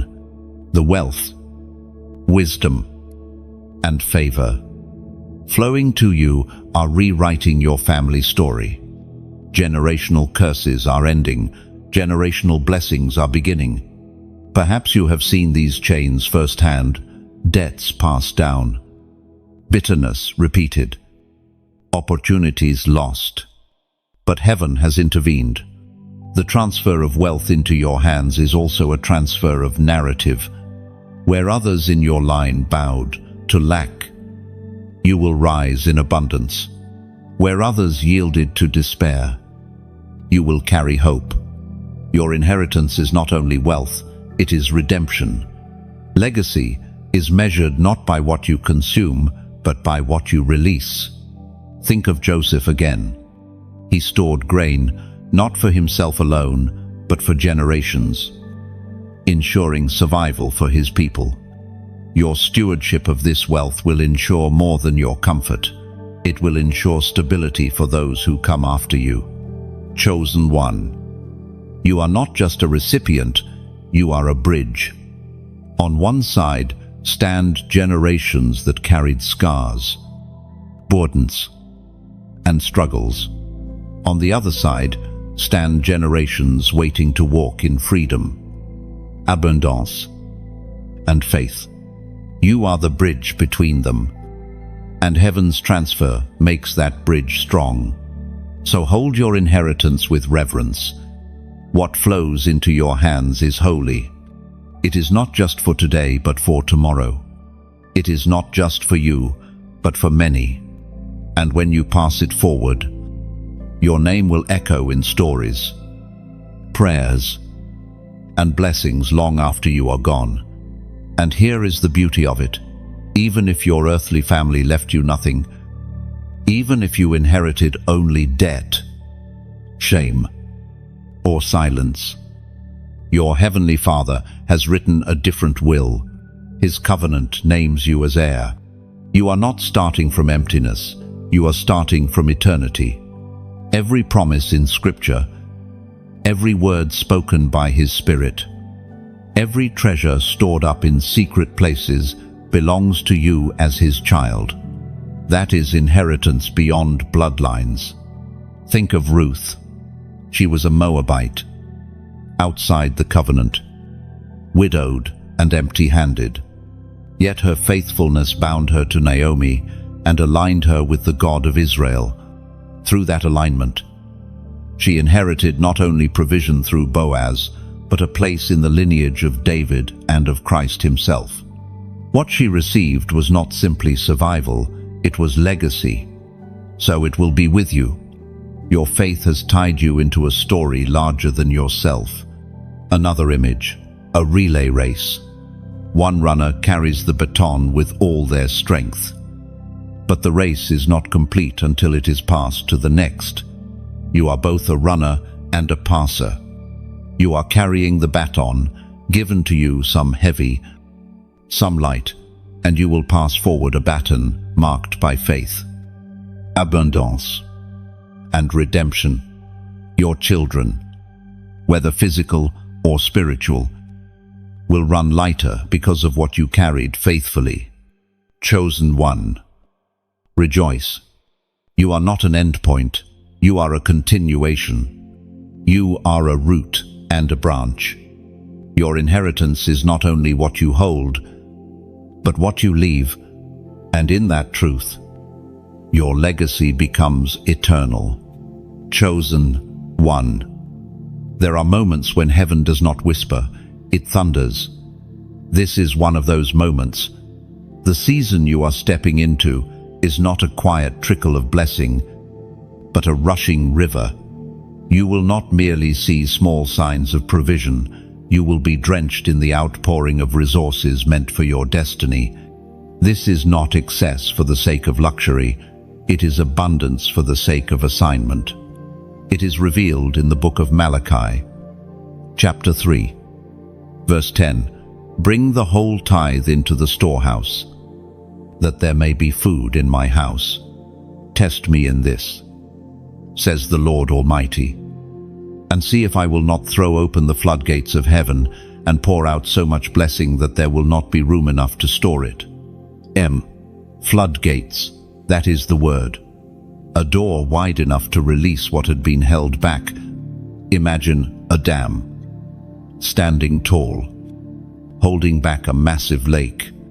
For years, the water builds, pressing against the wall.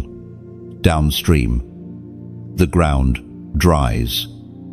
People wonder if water will ever come. Then, in one moment, the gates swing open, and the rush is unstoppable. That is what heaven is doing now. What was stored up is about to pour out. But here is the mystery. Heaven's floodgates do not respond to greed. They respond to faith. Your obedience, your endurance, your quiet acts of trust have been pressing against those gates until the pressure could no longer be contained. Every prayer you thought was ignored, every seed you sowed in tears, every choice to trust when nothing made sense, they all stacked like drops of water behind the dam. Now, the release has come. Think of Noah. Rain was unknown to his generation, yet he built the ark anyway. When the flood came, what drowned others lifted him. That is what blessing will do for you. Where others see collapse, you will rise. What overwhelms others will carry you into new dimensions. The same water that destroys can also deliver when you are prepared. Another image, a field in drought, cracked earth, dust rising, farmers weary. Suddenly, clouds gather, lightning flashes, and rain pours. The ground drinks deeply, sates long hidden awaken, and life bursts forth almost overnight. The drought was real, but the flood was greater. That is your story. The years of dryness did not cancel the seeds, they preserved them for this very rain. And know this, when blessing overflows, it will not fit into the small containers you once relied upon. Old wineskins cannot hold new wine. Your life must expand your thinking, your planning, your vision. The same jars that once held just enough will not contain more than enough. Do not fear the stretching. It is proof that heaven is enlarging your capacity. Consider the widow in 2 Kings. Elisha told her to gather vessels, as many as she could. The oil did not stop flowing until the vessels ran out. Your blessing will flow according to your capacity. If you prepare only for smallness, you will receive smallness. If you prepare for greatness, the oil will match it. This is why the floodgates are opening, not just to provide, but to stretch you into someone who can carry nations. But abundance comes with choices. When resources multiply, you must decide, will you hoard or will you channel? Rivers that keep flowing bring life to valleys. Rivers that are dammed become swamps. You are called to be a river, not a reservoir. Blessing in your hands is meant to flow outward, to lift the broken, to feed the hungry, to advance the kingdom. Think also of Solomon. His wisdom attracted wealth, and that wealth was used to build a temple where glory descended. In the same way, your resources are altars. When placed in God's service, they become dwelling places of His glory.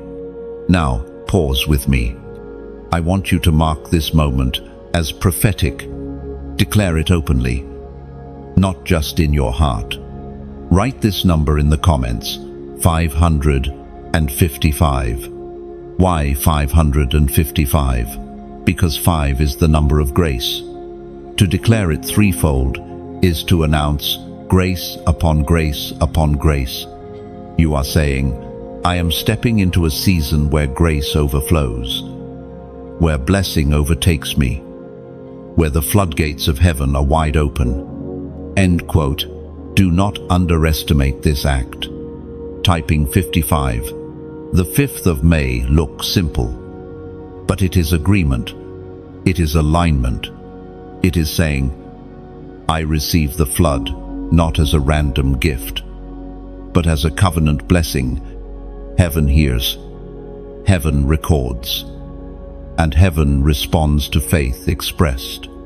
And remember this, grace is not earned. It is favor poured freely. The floodgates are opening not because you were perfect, but because you endured, because you trusted, because God is faithful to His word. This is why your story is not about striving, but about surrender. Grace is the current, and you are being carried. Imagine yourself standing in a valley, dry and barren. Suddenly, water rushes in, filling every crack, covering every emptiness, transforming wasteland into garden. That is the picture of your future. Not one area will be left untouched by this flood. Finances, relationships, vision, even the deep places of your heart, all will be watered. So lift your eyes. Do not fear the flood, welcome it. Do not shrink back into survival. Step boldly into overflow. The floodgates are open.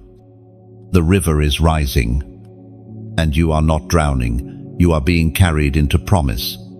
Authority in the marketplace, that is, the mantle settling on you. The wealth transfer is not limited to your personal comfort or even your household. It is tied to influence in systems, industries, and arenas where decisions are made. The chosen ones of God are not hidden forever in caves of obscurity. They are being raised to sit at tables of power, to carry His wisdom into the marketplace where nations are shaped. It is written in the book of Proverbs, chapter 22, verse 29. Do you see someone skilled in their work? They will serve before kings. They will not serve before officials of low rank. End. Excellence attracts influence. Skill, integrity, and wisdom open doors that money alone cannot. The Spirit of God is positioning you as one who does not simply participate in the marketplace, but governs it. This is why your process was so long and so hard. It was preparing you to stand, not as a beggar, but as a leader. Think of Joseph again. He did not only survive Egypt, he ruled it. His wisdom in managing resources during famine placed him in authority over economies. He was not a priest in the temple, he was a steward in the marketplace. That distinction matters. The Spirit is raising you not only for prayer rooms, but also for boardrooms. Not only for altars, but also for markets, where decisions about nations are made. Picture Daniel in Babylon. He was a captive, Yet his excellence and integrity made him 10 times wiser than all the magicians and enchanters in the kingdom. He interpreted dreams, advised kings, and shaped empires. He was not corrupted by the system, he transformed it from within. That is the calling of marketplace authority. You stand in places that others fear. But instead of bowing, you bring light. Marketplace authority is not just about wealth, it is about influence. You may be entrusted with resources, yes, but also with voices, platforms, strategies, and networks. You will sit at tables where policies are decided, where businesses are built, where innovations are birthed. And in those spaces, you will carry heaven's perspective. Another image, a city gate where elders gathered to settle disputes. In ancient times, business was conducted at the gate. To be seated, there was a sign of honor and influence.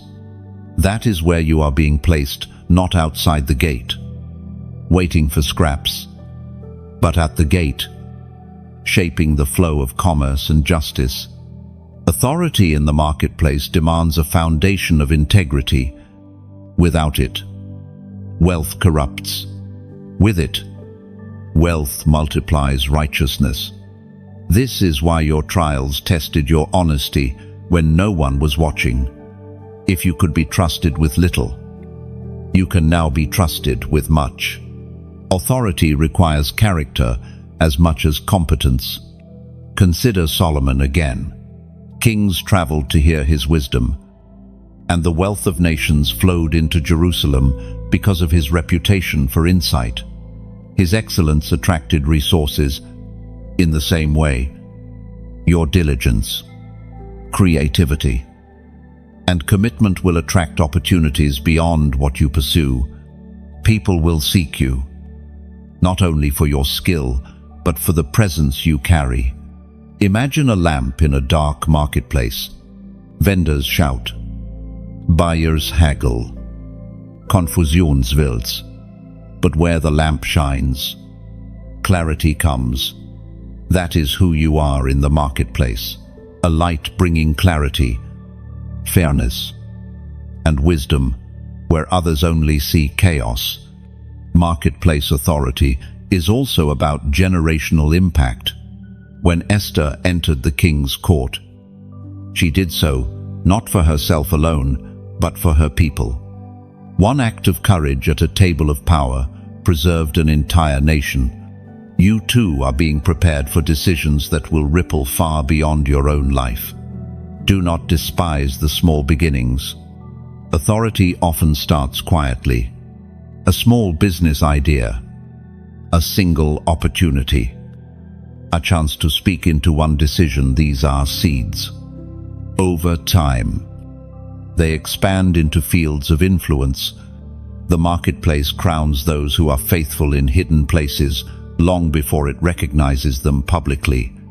And do not fear the opposition. Authority in the marketplace will draw jealousy, slander, and resistance. But just as lions could not devour Daniel, so too, no scheme can devour you. Authority is not about avoiding battles, it is about prevailing in them. Picture a mountain rising above valleys.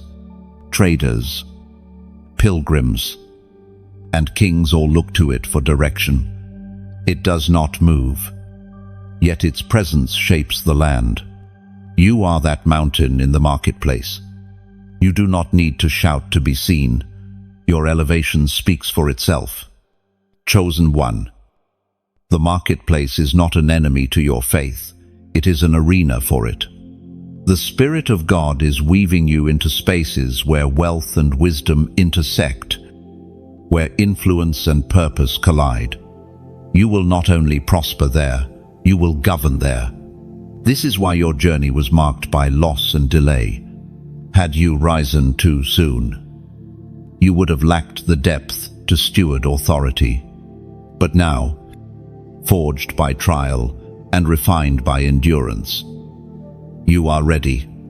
The marketplace will not change you. You will change the marketplace. So step forward with confidence. You are not merely a participant in commerce. You are an agent of covenant. Your voice will be heard. Your presence will shift atmospheres. Your decisions will shape destinies. This is your mantle, to carry authority not only in the sanctuary, but also in the marketplace, where nations rise and fall. And remember this, true authority is not loud, it is steady. The oak tree does not shout, yet its shade commands rest, and its roots command respect. In the same way, your authority in the marketplace will not always be about titles or applause. It will be about the unshakable weight you carry. People will feel it when you walk in the room. They will sense it in your words, in your discernment, in your peace. Do not underestimate these subtle shifts. A single phrase from you may redirect a conversation. A single decision may preserve jobs, protect families, or open opportunities for the poor. That is marketplace authority. It ripples outward in ways unseen yet undeniable. And heaven will back you in those moments. For when God crowns you with influence, no man can strip it away, and no system can silence it. There is a holy principle that flows like a current through every page of Scripture. What you release into God's hands multiplies beyond imagination. The world teaches you to hold tightly, to protect, to guard what you have. But the kingdom of heaven reveals the opposite. What is freely given is never lost. It becomes seed that blossoms into harvest, oil that fuels lamps, bread that feeds multitudes. And this, chosen one, is part of your journey into the wealth of nations, not just to receive, but to become a vessel through which blessing continues to flow. The psalmist declares in Psalms, chapter 24, verse 1, "The earth is the Lord's, and everything in it, the world, and all who live in it. All belongs to him already.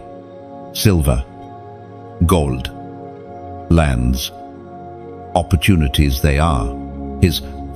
When he places wealth in your hands, it is never to bind you, but to bless you.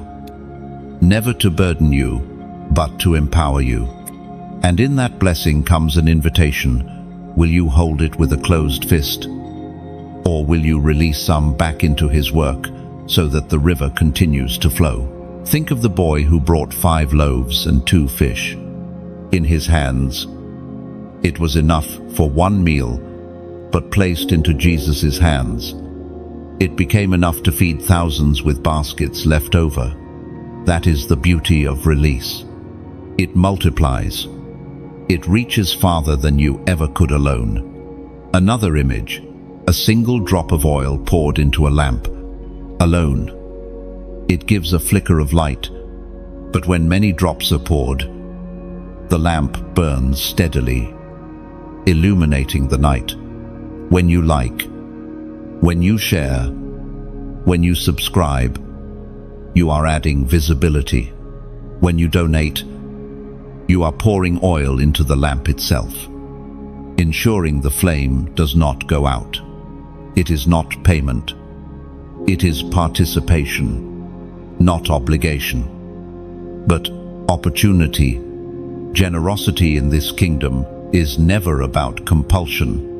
It is like a flower turning toward the sun, natural, beautiful, unforced. If your heart stirs, release. If not, remain in peace. God's love for you does not shift based on what you give. Yet those who give discover something remarkable: joy that cannot be measured, harvest that cannot be contained. Imagine a vineyard, Grapes grow heavy on the vine, but if they are not harvested, pressed, and shared, they spoil. The labor requires hands, hands that tend, hands that gather, hands that carry your like, your share, your subscribe, your donation are those hands. Without them, fruit remains hidden. With them, vine flows, and many are refreshed. Think of rain filling a reservoir. One drop looks insignificant, but as they gather, the reservoir overflows, providing water to entire cities.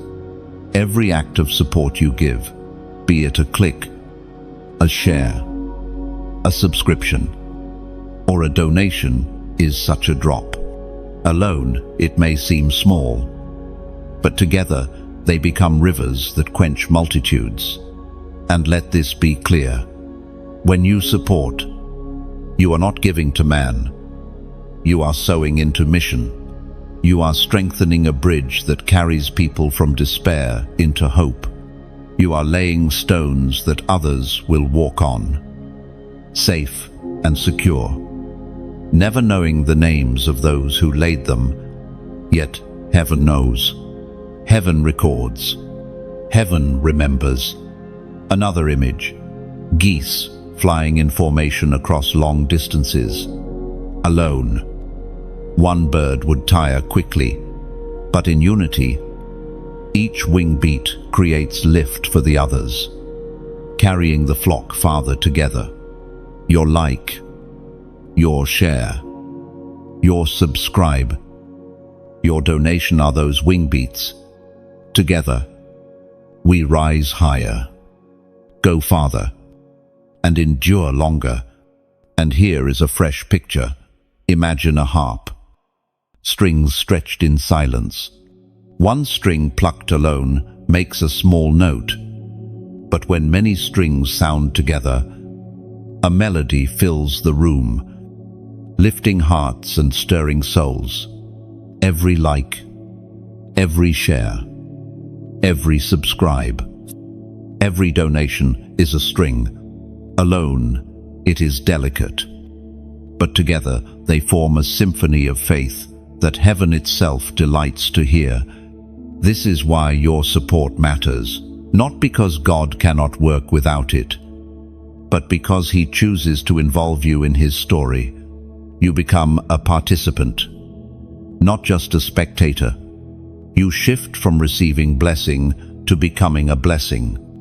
And in that shift, your capacity expands, your joy multiplies, your legacy deepens. Remember also the widow who gave 2 small coins. Jesus declared that her gift outweighed all the others, because she gave from her heart. It was not the size that mattered, but the spirit. Your smallest seed, given with love, carries eternal weight. Chosen one, understand this: when you like, when you share, when you subscribe, when you donate, you are not adding to a number, you are fueling a mission. You are saying, this flame must burn brighter. This truth must reach farther.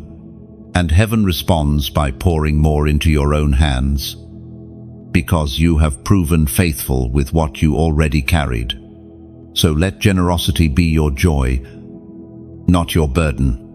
Let it be your song, not your struggle. For every seed sown, every click made, every gift released becomes part of a harvest you may never fully see, but will one day rejoice in. And in this, the wealth of nations is revealed, not only in what you receive, but in what you release. You are not just a collector of treasure, you are a distributor of light. You are not only inheriting wealth, you are channeling it for eternal impact. So, walk freely, give joyfully, support willingly, like, share, Subscribe. Donate not because you must, but because you can. Each act is a declaration, each gift a prophecy, each support a testimony.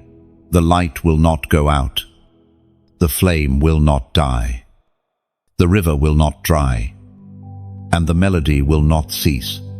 Chosen one, you are not alone in this. You are part of a great company, a fellowship of chosen ones rising across the earth. Together, with every click, every share, every seed, every note of generosity, we build something that will outlive us, something that will echo in eternity. And never forget this: every act of alignment you choose, like, share, subscribe, donate, is not just a gesture on earth, it is a signal in heaven. It tells the unseen realm that you are part of the great rising, that you will not let the flame flicker out. Together, voici our seeds. Our actions create not just impact, but legacy. And that legacy will shine brighter than gold, echo longer than songs, and endure beyond time itself. There comes a time when you must not only receive the word, but declare it. Heaven responds to declarations of faith. What you speak aligns with what you believe, and what you believe shapes what you receive. This section is not just about hearing, it is about speaking, confessing, and sealing your place in the great transfer of wealth and influence that God has ordained for you. It is written in the book of Romans, chapter 10, verse 10, "For it is with your heart that you believe and are justified, and it is with your mouth that you profess your faith and are saved." And your mouth matters. Words are not idle sounds, they are seeds. When spoken in faith, they create alignment with heaven's will.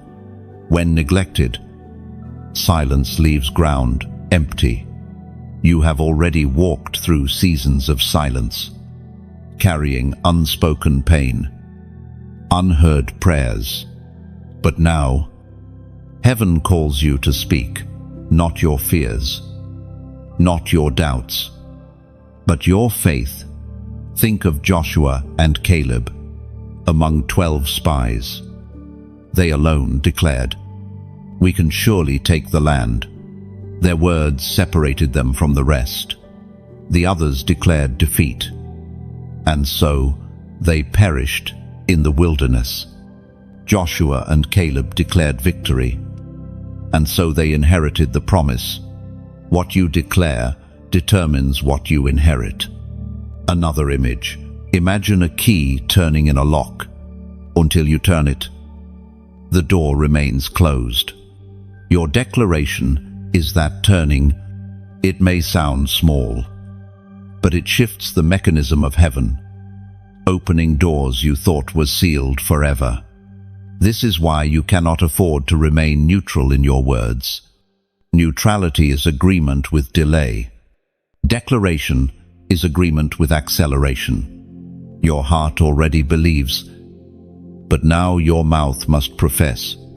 Consider Hannah in the temple. She prayed silently, lips moving, but no sound heard.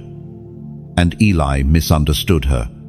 Yet when her prayer became a vow, "If you give me a son, I will dedicate him to the Lord," her words shifted her destiny.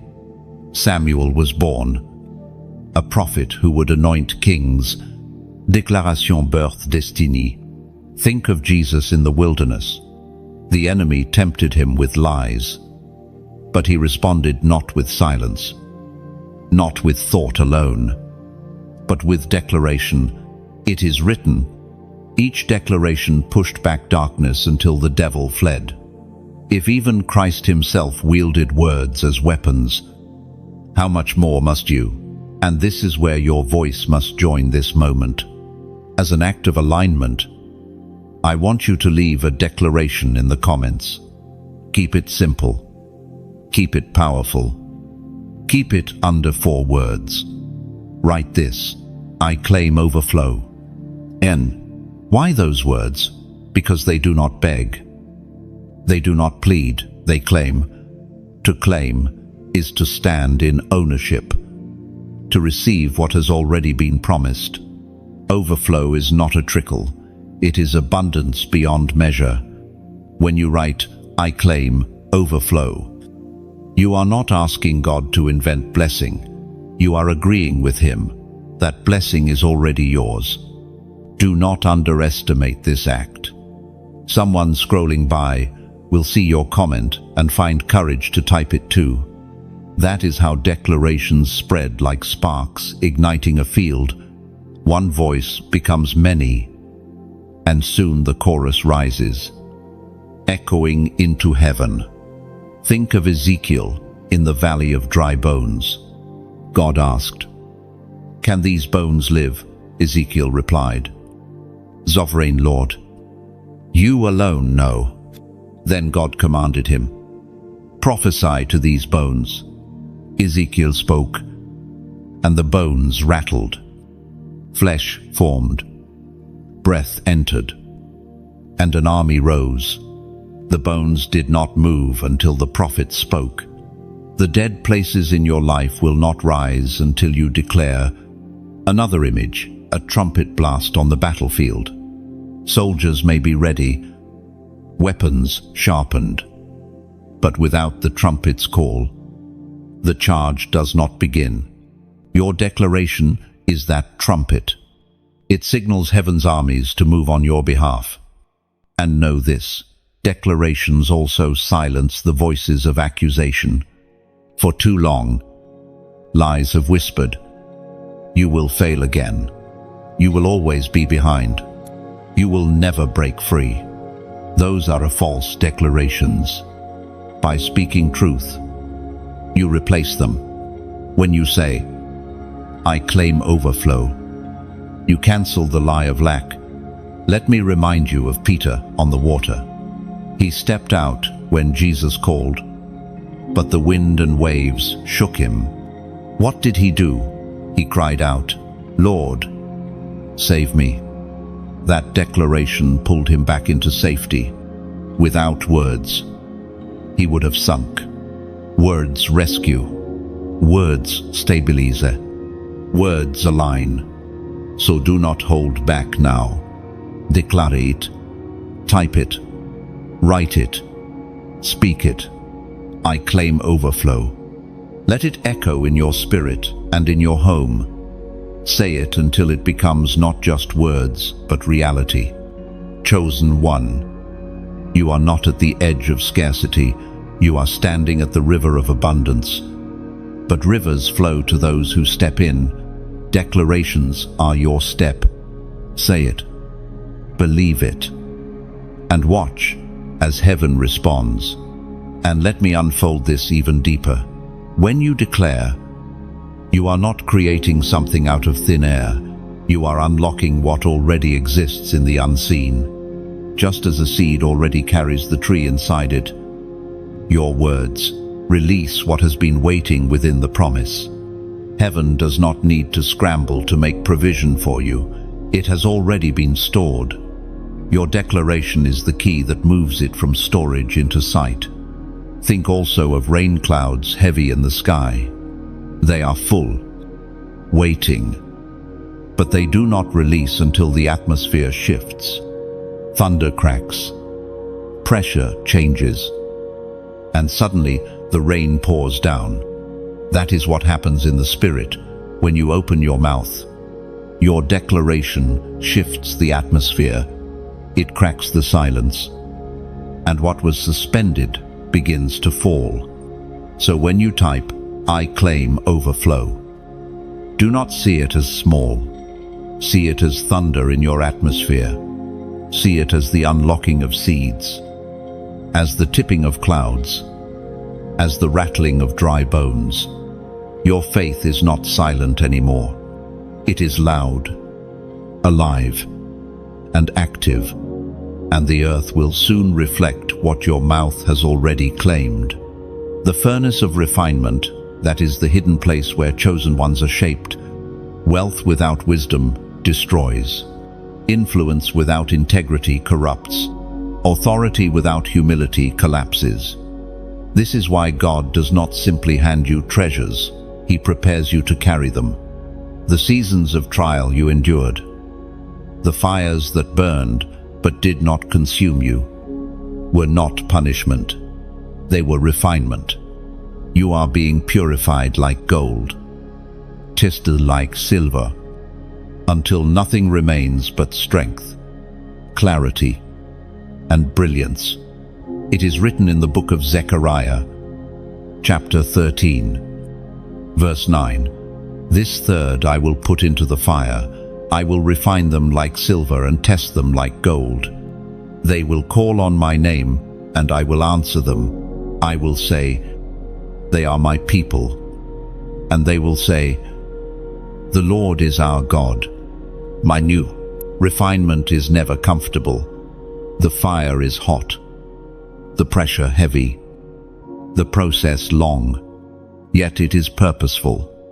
When raw gold is placed in the fire, impurities rise to the surface. The goldsmith does not leave it unattended. He watches carefully, removing the dross until the metal reflects his own face. In the same way, your trials have drawn out the hidden impurities: fear, pride, impatience, compromise, and the Master has been watching, not to destroy you, but to see His reflection in you. Think of Shadrach, Meshach, and Abednego in the fiery furnace. The king's rage turned the flames 7 times hotter. But instead of destruction, the fire became revelation. A 4th man appeared, and not even the smell of smoke clung to them when they emerged. This is refinement's paradox. What was meant to burn you only proves who walks with you. Another image, a diamond buried in rough stone. To the untrained eye, it looks ordinary, worthless even, but under pressure, under cutting and shaping, its brilliance emerges. The cutting is not cruelty, it is craftsmanship. Your hardships have been chisels, removing what hides your radiance. Soon, your brilliance will dazzle nations. The furnace also teaches dependence in abundance. It is easy to forget the source, but in fire, every breath becomes prayer. Every step becomes faith. Every moment becomes trust. The furnace strips away illusions until you realize God is all you have, and God is all you need. That revelation is priceless, for it anchors you even when wealth floods your hands. Consider Joseph again. Betrayed, enslaved, imprisoned. His furnace was long and merciless, yet every trial refined his character, until when power came, he ruled with mercy instead of vengeance. The boy who once bragged about dreams became the man who saved nations. Without the furnace, Joseph might have squandered authority. With it, he stewarded it wisely. Think also of Job. His losses were immense: children, wealth, health. Yet in the furnace of suffering, his faith was purified. At the end, not only was his fortune restored, but his understanding of God deepened.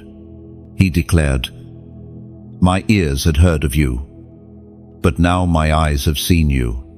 Refinement gave him vision no abundance alone could provide. Another image, a potter shaping clay on the wheel. The clay is pressed, is spun, reshaped again and again. At times, it feels pulled apart. At times, crushed. At times, stretched thin. But the potter's hands never leave it. He molds with purpose, crafting a vessel fit for use. You are that clay. The hands of God have never left you. Even when you felt broken, every press was design, every stretch was intention, every spin was destiny. The furnace also reveals what cannot be shaken. When everything unnecessary burns away, what remains is pure, unbreakable, eternal. Your identity as chosen cannot be consumed. Your calling cannot be reduced to ashes. Your destiny cannot be undone by fire. Instead, the fire exposes what is indestructible in you. This is why you survived storms that others did not. Why betrayals that should have broken you only deepened your faith. Why losses that could have ended you instead unlocked wisdom. You are not fragile, you are refined. And refinement is not wasted time. It is preparation for the weight of glory.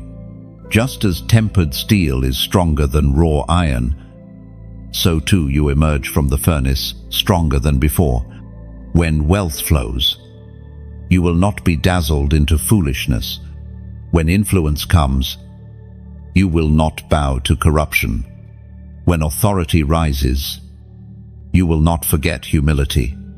Picture a mirror polished again and again. At first, the reflection is cloudy, distorted, but with each stroke, clarity sharpens until the image is unmistakable. That is what refinement does. It sharpens your reflection until the world sees not just you, but the God within you, chosen one. The furnace was not your end, it was your forge. You are not marked by ashes, but by brilliance. The years of fire were years of shaping, preparing you for this moment of transfer. Now, when wealth comes, it will not destroy you, it will reveal you. So do not despise the furnace. Honor it, for it proved you, purified you, and prepared you. You are the vessel fit for glory, the diamond shaped for brilliance, the gold refined for the crown, and the world will soon see the shine that only fire could birth. And when others look at you, they will not see the scars of fire, they will see the shine of refinement. They will marvel, wondering how you endured, and you will testify, "It was not me. It was the one who walked with me in the furnace." Your story will not be one of survival only, but of transformation. The same flames that tried to consume you became the light that revealed your destiny. You emerge, not broken, but unshakable, carrying wealth and wisdom forged in fire, prepared to reign with strength that no trial can ever undo. The mantle of strategy, this is what heaven is placing upon you now. Wealth without strategy scatters. Influence without structure fades. Opportunity without vision wastes away. But when divine strategy aligns with heaven's timing, the resources of nations can be stewarded for generations. You are not only receiving wealth, you are receiving wisdom for its use. It is written in the book of Proverbs, chapter 21, verse 5. The plans of the diligent lead to profit as surely as haste leads to poverty. Oh, strategy is the bridge between promise and fulfillment. Many have received promises but lost them through lack of preparation. Yet you are being equipped differently. The Spirit is sharpening your mind, steadying your heart, and ordering your steps so that every treasure placed in your hands is maximized, multiplied, and managed with grace. Think of Joseph once more. Pharaoh had dreams of fat cows and lean cows, of healthy grain and scorched stalks. Joseph's gift was not only interpreting the dream, but creating a strategy to survive famine. 7 years of abundance were preserved through wisdom, feeding nations in the years of lack. Without strategy, abundance would have spoiled. With it, nations were saved. You are stepping into the same mantle. Another image, a ship at sea, without a chart and compass. Even the strongest vessel drifts aimlessly, but with a clear course. Winds and waves serve the journey. Wealth is the vessel, strategy is the compass. With both, you will not drift, you will arrive. Strategy demands foresight. You must see beyond today into tomorrow. The Spirit is opening your eyes to patterns, giving you discernment to recognize opportunities and traps alike. You will know when to sow, when to save, when to release, when to wait. Timing is everything, and divine strategy aligns you with heaven's calendar. Think also of Nehemiah. He did not rush into rebuilding Jerusalem's walls blindly. He surveyed the ruins by night, planned the labor, assigned roles, and resisted opposition with both prayer and practical defense. His strategy transformed rubble into refuge. Your wealth transfer is not only about receiving bricks of gold, it is about learning how to build walls of legacy with them. Another image, a farmer in changing seasons. Planting in winter brings no harvest, but planting in spring ensures growth. Likewise, heaven is teaching you seasons. There will be moments to expand and moments to consolidate, times to move boldly and times to stand still. Strategy honors seasons. Strategy also involves structure. The nets of Peter broke when the catch overflowed because they were not prepared for such abundance. But when Jesus directed him again, the nets were strengthened to hold what was given. You must strengthen your nets, systems, relationships, disciplines, so that when the flood of resources arrives, nothing is wasted. Consider Solomon, whose wisdom attracted wealth beyond measure, yet his strategy in alliances, trade routes, and temple construction magnified what was already his. Wisdom without action is potential. Wisdom applied becomes strategy. You too will apply divine wisdom in ways that build lasting impact. Another image, a vineyard carefully tended. The owner prunes branches, supports vines, guards against pests, and times the harvest. Without strategy, fruit rots. With it, vine flows for generations. The wealth flowing to you is fruit. Your strategy will decide whether it spoils or multiplies, and strategy requires patience. Haste leads to poverty. As Proverbs declares, quick gains without foresight vanish like morning mist. But steady, intentional planning leads to lasting profit. Heaven is breaking the spirit of haste from your life, replacing it with diligence that sustains abundance.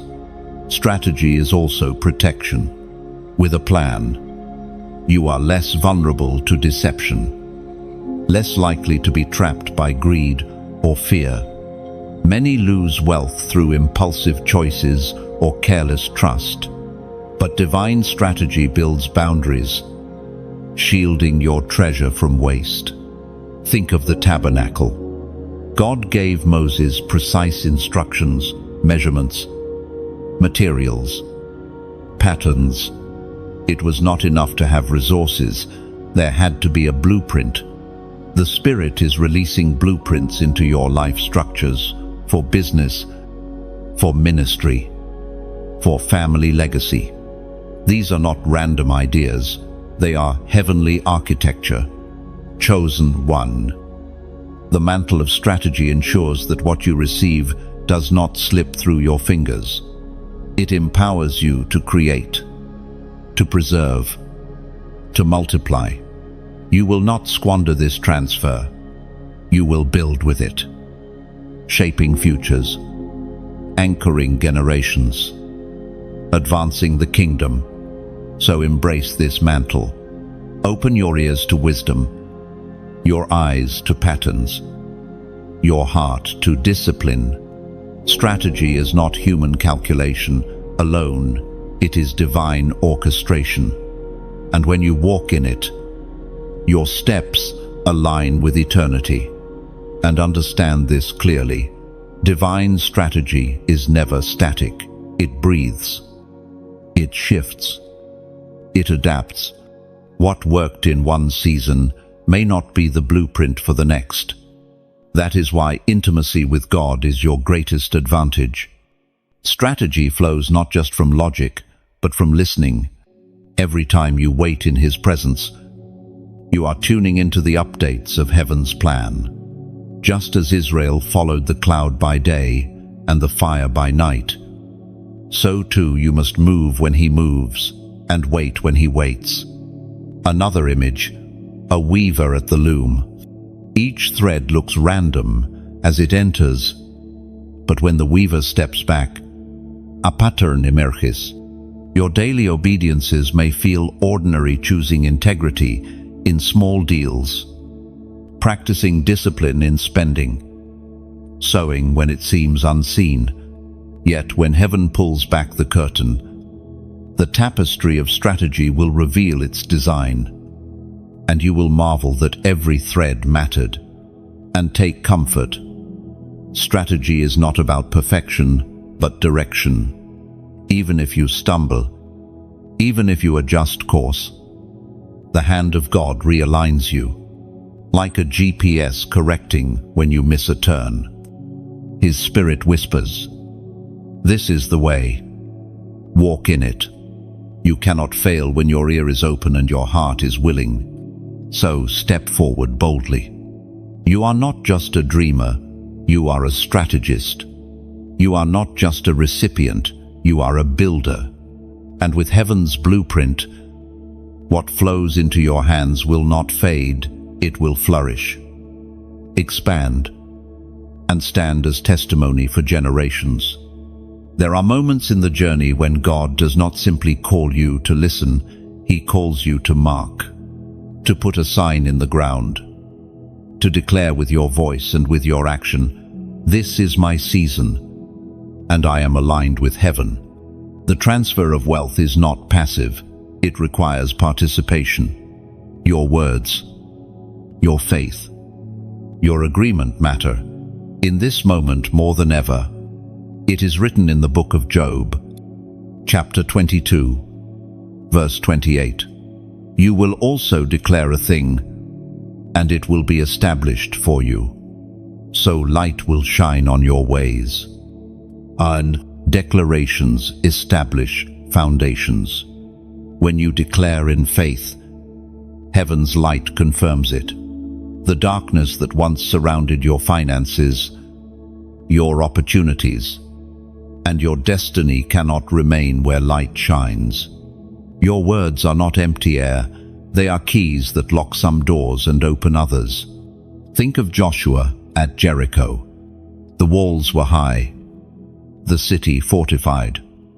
But God commanded not weapons first, but shouts. Their declaration, united, shook foundations and brought down walls no human strength could move. The transfer into your hands may feel blocked by walls, but your declaration is the shout that brings them crashing down. Another image, a seal pressed into wax. Before the seal touches it, the wax is formless, but once pressed, the mark remains forever. Your words are that seal. Every time you declare, you are impressing your faith onto reality, leaving a permanent mark that cannot be erased. And here is where I want you to move from listening to participating. Write this number in the comments, 888. Why 888? because 8 is the number of new beginnings. When you declare it 3 times, you are saying, I am stepping into endless cycles of newness. Every door of lack is closing, and every door of abundance is opening. The old season has ended, and the new has begun. Oh, do not underestimate this act. Typing 888 is not superstition. It is prophecy. It is not about numbers. It is about meaning. It is about choosing with your own hand to align with heaven's declaration of new beginnings. Think of Noah stepping out of the ark. The old world of flood and destruction was behind him. A dove returned with an olive branch. The rainbow arched across the sky, and the ground was dry again. That was his new beginning. He had endured the storm, survived the flood, and now he planted vineyards in fresh soil. You, too, are stepping out of storms into new soil. 888 is your rainbow, your olive branch, your sign that the flood has passed and the promise remains. Another example, Abraham and Sarah holding Isaac. Years of barrenness, laughter of doubt, tears of longing, and then, suddenly, the cry of a child. That was their new beginning, their covenant in flesh. Their story shouts to you today. Delay is not denial. When you type 888, you declare, my Isaac is coming. My promise is alive. End of 2. Do you see the pattern? New beginnings always follow endings. The wilderness ends. The promised land begins. The exile ends. The return begins. The cross ends. The resurrection begins. This is heaven's rhythm. After ashes, beauty after mourning, dancing after silence, songs. 888 places, you, in that rhythm, declaring, I belong to the new. End of 2. Another image, a sunrise after the longest night. You may have endured shadows that felt endless, battles that drained you, nights that seemed they would never end. But the moment the sun breaks the horizon, darkness flees. The light does not argue with the night, it simply rises. And night has no choice but to retreat. That is your life now, the sunrise of abundance rising after a long night of lack. 888 is your sunrise. Let me take you further. The number 8 also marks resurrection. On the 8th day, Christ rose, completing his work and inaugurating new creation. When you declare 888, you are not only asking for new beginnings, you are aligning yourself with resurrection power. What was dead in your finances, in your family, in your calling, is coming alive again. And this is not only about you. Your declaration becomes a testimony to others. When someone scrolling by sees 888, they may be reminded that they, too, can begin again, that their failures are not final, their losses not permanent, their ashes not the end. You are not just claiming your new beginning, you are sparking faith for theirs. Chosen one. Remember this, declarations are never wasted. They echo in eternity. They shake unseen realms. They mark territory. When you write 888, you are not typing digits, you are raising a banner. You are saying to every principality, every power of darkness, my season has shifted. My ground is claimed. My inheritance is here. So declare it boldly. Write it. Speak it. Live it. The old cycles are broken. The wilderness is behind you. The flood has ended. The dawn has come. This is your new beginning, sealed and established by your own declaration. And here is the deeper truth. New beginnings are not always loud. They often start quietly. Like a seed breaking through soil, you may not see the fullness immediately, but the shift has already happened in the unseen. By declaring 888, you are watering that seed, giving it permission to grow, to push through darkness, and to rise into the light. Just as spring does not announce itself with fanfare, but with the gentle bloom of flowers after winter, your new beginning may feel subtle at first. But do not despise the small signs. They are proof that the old season has ended, and life has already begun again. 888 is your covenant of renewal. There are moments in the journey of faith when you realize that the blessings flowing to you are not meant to stop with you. Wealth, wisdom, opportunities, all of them are rivers. And rivers are healthiest when they flow. A river that hoards becomes a swamp. A river that flows nourishes fields, quenches thirst, and sustains life. In this season of divine transfer, you are called not just to receive, but to release.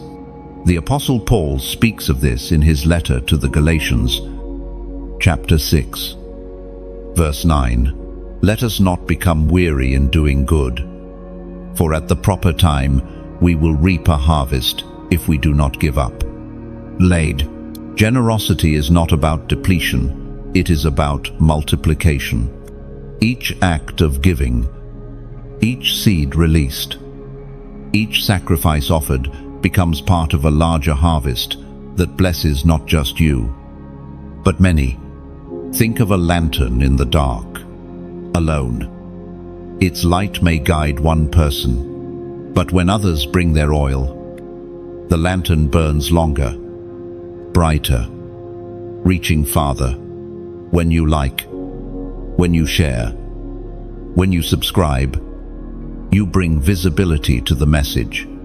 When you donate, you are pouring oil into the lantern, ensuring that the flame never dies out. It is not payment, it is partnership, not pressure, but privilege. Imagine also a vineyard. Grapes ripen on the vine, but unless someone tends, harvests, and presses them, the fruit spoils. The work requires hands, time, and resources. Your support, your like, your share, your subscribe. Your donation is like tending the vineyard. It ensures that fruit is gathered, pressed, and poured as wine into the lives of those who thirst for hope. And know this, giving is always voluntary. Like the flower that opens naturally to the sun, generosity is beautiful only when it is free. You are never forced, never manipulated. This is not about compulsion, it is about calling. If your heart stirs, let your action follow. If not, walk away in peace, knowing God's love for you remains the same. Consider also a flock of geese flying in formation, alone. One bird tires quickly, but together, each bird's wings create currents that make the journey easier for the others. When one falters, another takes the lead.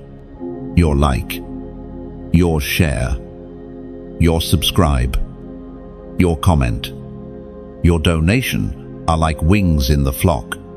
Together, they lift the mission higher, farther, with less strain on anyone alone.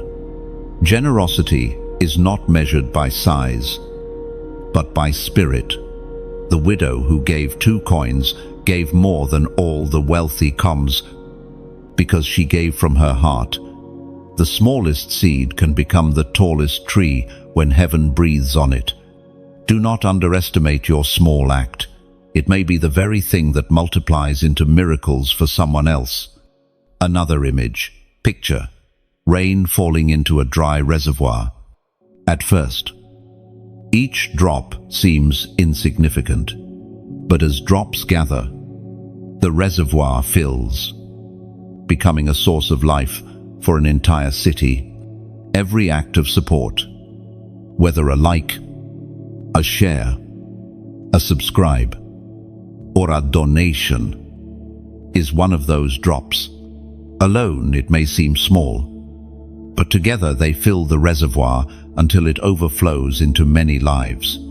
Think also of a bridge stretched across a deep valley.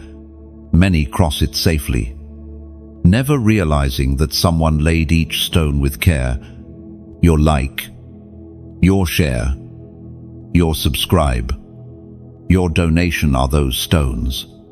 Quiet, often unseen, but essential. Without them, the bridge cannot hold. With them, countless souls walk into safety and promise. This is the beauty of generosity. It is never wasted. It becomes the hidden strength under someone else's miracle. The silent support that carries another life into light. And when heaven records it, no stone, no act, no seed is ever forgotten. Chosen one, you are invited to be part of this flow, not because you must, but because you can. To give is to join the river. To say, I want to see this light reach others. I want to keep the flame burning. Your support is not a condition, it is a choice. And every choice of generosity becomes a jewel in your eternal crown. When you support, heaven smiles. When you sow, heaven multiplies. When you give, heaven records.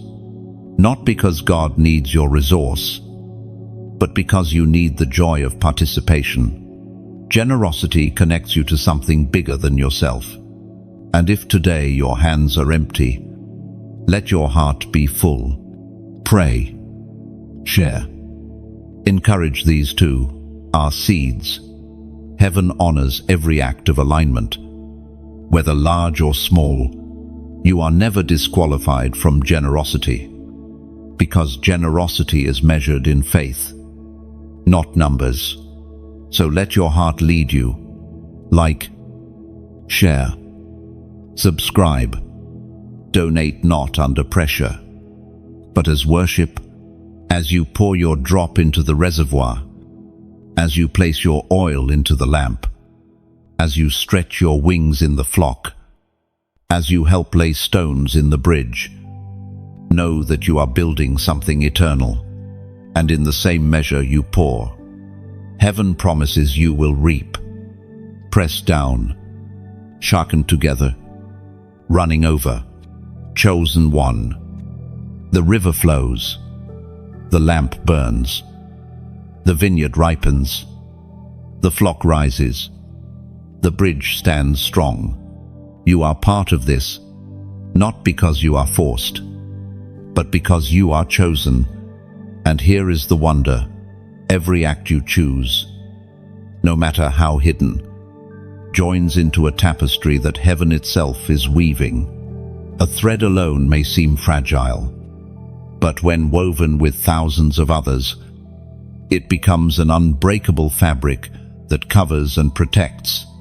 Your like, your share, your subscribe, your donation are threads in this divine fabric.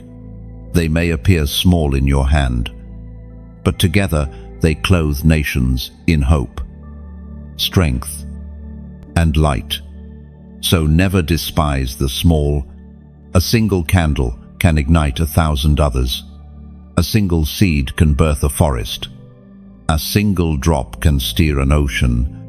What you do now carries weight beyond what you see, because heaven multiplies it until eternity bears its fruit. There is a principle woven into the fabric of Scripture. Agreement releases power. When you align your heart with God's word and your mouth with His promises, you invite heaven to move in ways that surpass logic. This transfer of wealth, this inheritance of nations, is not merely about resources, it is about alignment. And alignment begins with what you declare. It is revealed in the book of Matthew, chapter 18, verse 19. Again, truly I tell you that if two of you on earth agree about anything they ask for, it will be done for them by my Father in heaven. Oh, agreement multiplies. One person speaking is powerful, but when many voices declare the same truth, it shakes atmospheres. That is why I am asking you not to remain silent in this moment. The wealth of nations is flowing into the hands of God's chosen, but your declaration is the key that locks your place in that flow. Think of Gideon's army. 32,000 men gathered, but God reduced them to 300. Why? Because He needed agreement, not numbers. With unity, a small band became unstoppable. Their declaration was not in words only, but in their obedience. Their shout, their torches raised in the night. Agreement turned weakness into victory. Another image. Imagine a choir. One voice alone may be fragile, even wavering, but when joined by many, it becomes harmony, filling halls with sound that stirs hearts. That is what happens when you add your voice to this moment. You are not just one, you are part of a chorus declaring heaven's truth. And here is the invitation. Type this simple phrase in the comments: season of more. Why this phrase? Because it is not about scarcity, not about survival, but about stepping into overflow. It declares that your life is no longer defined by just enough, but by abundance. When you write season of more, you are prophesying to your own future. This is the time of increase. This is the time of expansion.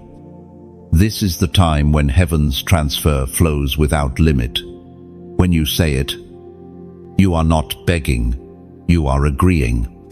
You are aligning with the God who multiplies loaves and fishes, who fills jars with oil until they overflow, who opens the windows of heaven to pour out blessings that cannot be contained. Think of Peter standing at the edge of the boat. The storm raged. The wind howled. The waves threatened. Jesus said, "Come." In that moment, Peter could have stayed where it was safe, clinging to the boat. But instead, he stepped onto the water, into the impossible, into faith. Your declaration mirrors Peter's. It is your step into the miraculous. Season of more is your step beyond fear into promise. Another image, a threshold of a doorway. The old room is behind you. The new one lies ahead. To declare season of more is to cross over, to leave one cycle and begin another. You are walking out of scarcity and into overflow, out of delay and into acceleration, out of bondage and into freedom. And do not underestimate the ripple effect. Someone else will see your comment and be encouraged to type it too. Just as Joshua's courage to enter the promised land stirred Israel to follow, your act of faith may inspire another to move. You are not only declaring for yourself, you are sparking courage in others. Consider also the woman with the issue of blood. Crowds pressed around Jesus, yet she refused to stay back. She reached through, touched the hem of his garment, and in that act, Healing came. If she had remained hidden, nothing would have changed. But she stepped forward. Your declaration of season of more is that same reach of faith. Another image, a key inserted into a door. The lock is strong, the treasure secure. But the key is simple. Season of more is that key. The moment you declare it, doors swing wide, and what was locked away becomes yours. Do not let hesitation rob you. Do not let doubt whisper that your words mean nothing. Heaven honore déclaration. Angels respond to them. Darkness trembles at them. The earth itself shifts under the weight of aligned words. When you say, season of more, you are not only writing text, you are entering destiny. And here is what will follow. Opportunities that seemed far will draw near. Doors you thought were sealed will swing open. Provisions you once chased will begin to find you. For when you live in a season of more, you no longer survive as one outside, you thrive as one inside. Chosen one. The moment is now. This is not theory, it is prophetic alignment. You are not on the sidelines. You are called to walk boldly into the flow, to claim your inheritance, to embrace the glory that has always been marked with your name. So, take the step. Do not delay. Do not shrink back. Do not let fear hold you at the edge. Declare it boldly, clearly, without hesitation. Season of more, and watch how heaven responds to your courage, your faith, and your agreement. And here is something you must grasp. A season of more is not measured only by possessions, but by perspective. When heaven shifts you, your eyes begin to notice opportunities others overlook. What someone else dismisses as insignificant, you will recognize as the seed of greatness. This is why your declaration matters. It trains your spirit to see abundance where others see emptiness. Another layer. A season of more does not mean absence of battles. Even in the promised land, Israel still fought giants. But now the outcome shifts. The giants fall faster. The victories come quicker, and the spoils are greater. Declaring season of more is not denial of struggle, it is confidence in triumph. And finally, never forget, this season is not just for you. Overflow always has a direction it flows outward. Your increase will water dry places, lift weary hearts, and fund kingdom purposes. To say, season of more, is to say, I am willing to be a vessel. Let the abundance in me become a river through me. The principle of hidden treasures is one of the most powerful mysteries of God's kingdom. Wealth does not always lie on the surface, waiting to be picked up casually. Often it is concealed, veiled, requiring discernment, persistence, and alignment to uncover. The transfer of wealth into your hands is not random, it is strategic. Heaven hides treasures so that the chosen, not the careless, will find them.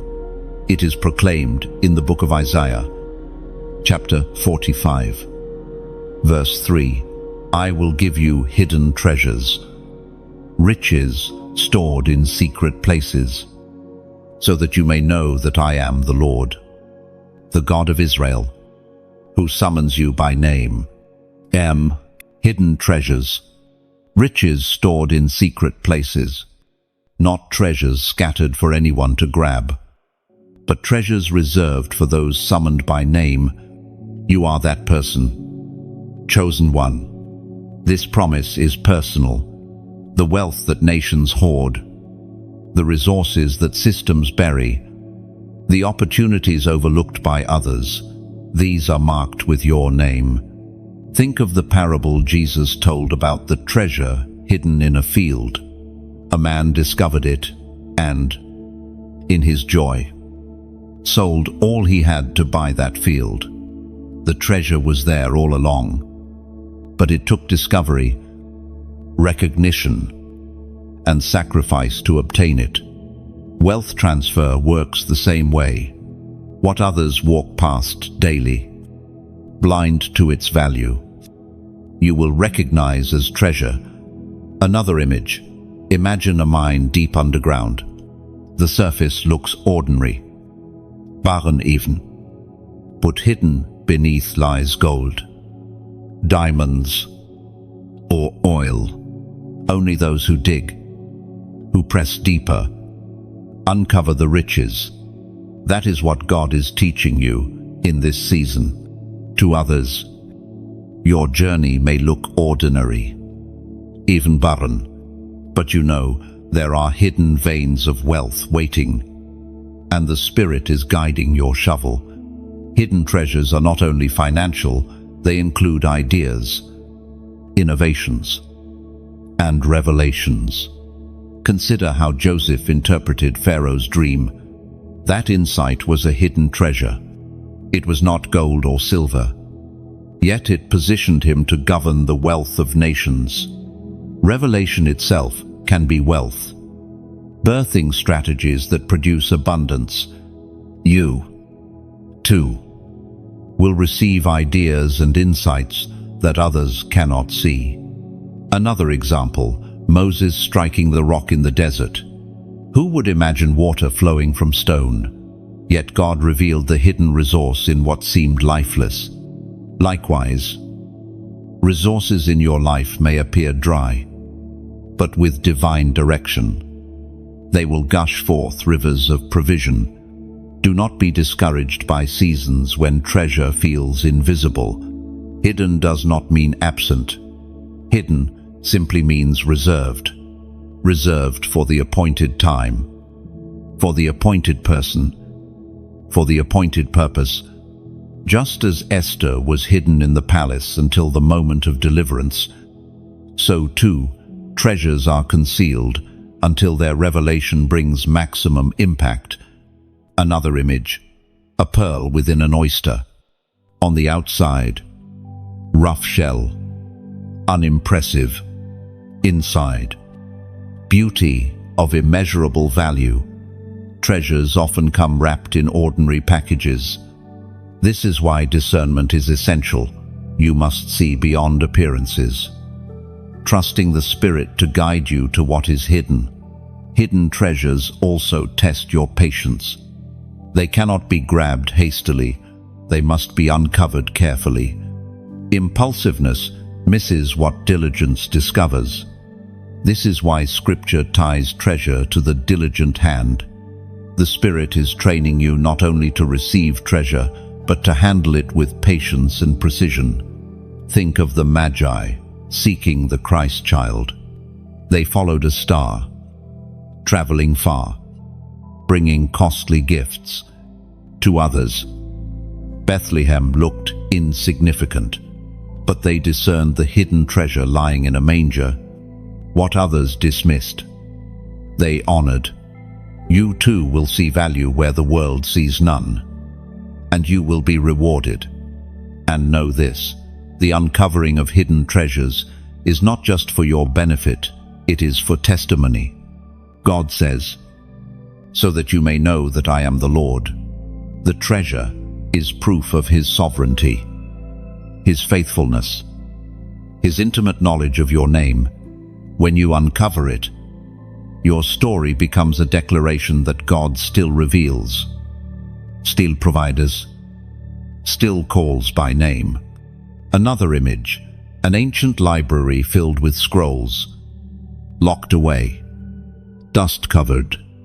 To many, it is forgotten, but when one person opens the scrolls, wisdom hidden for centuries comes alive again.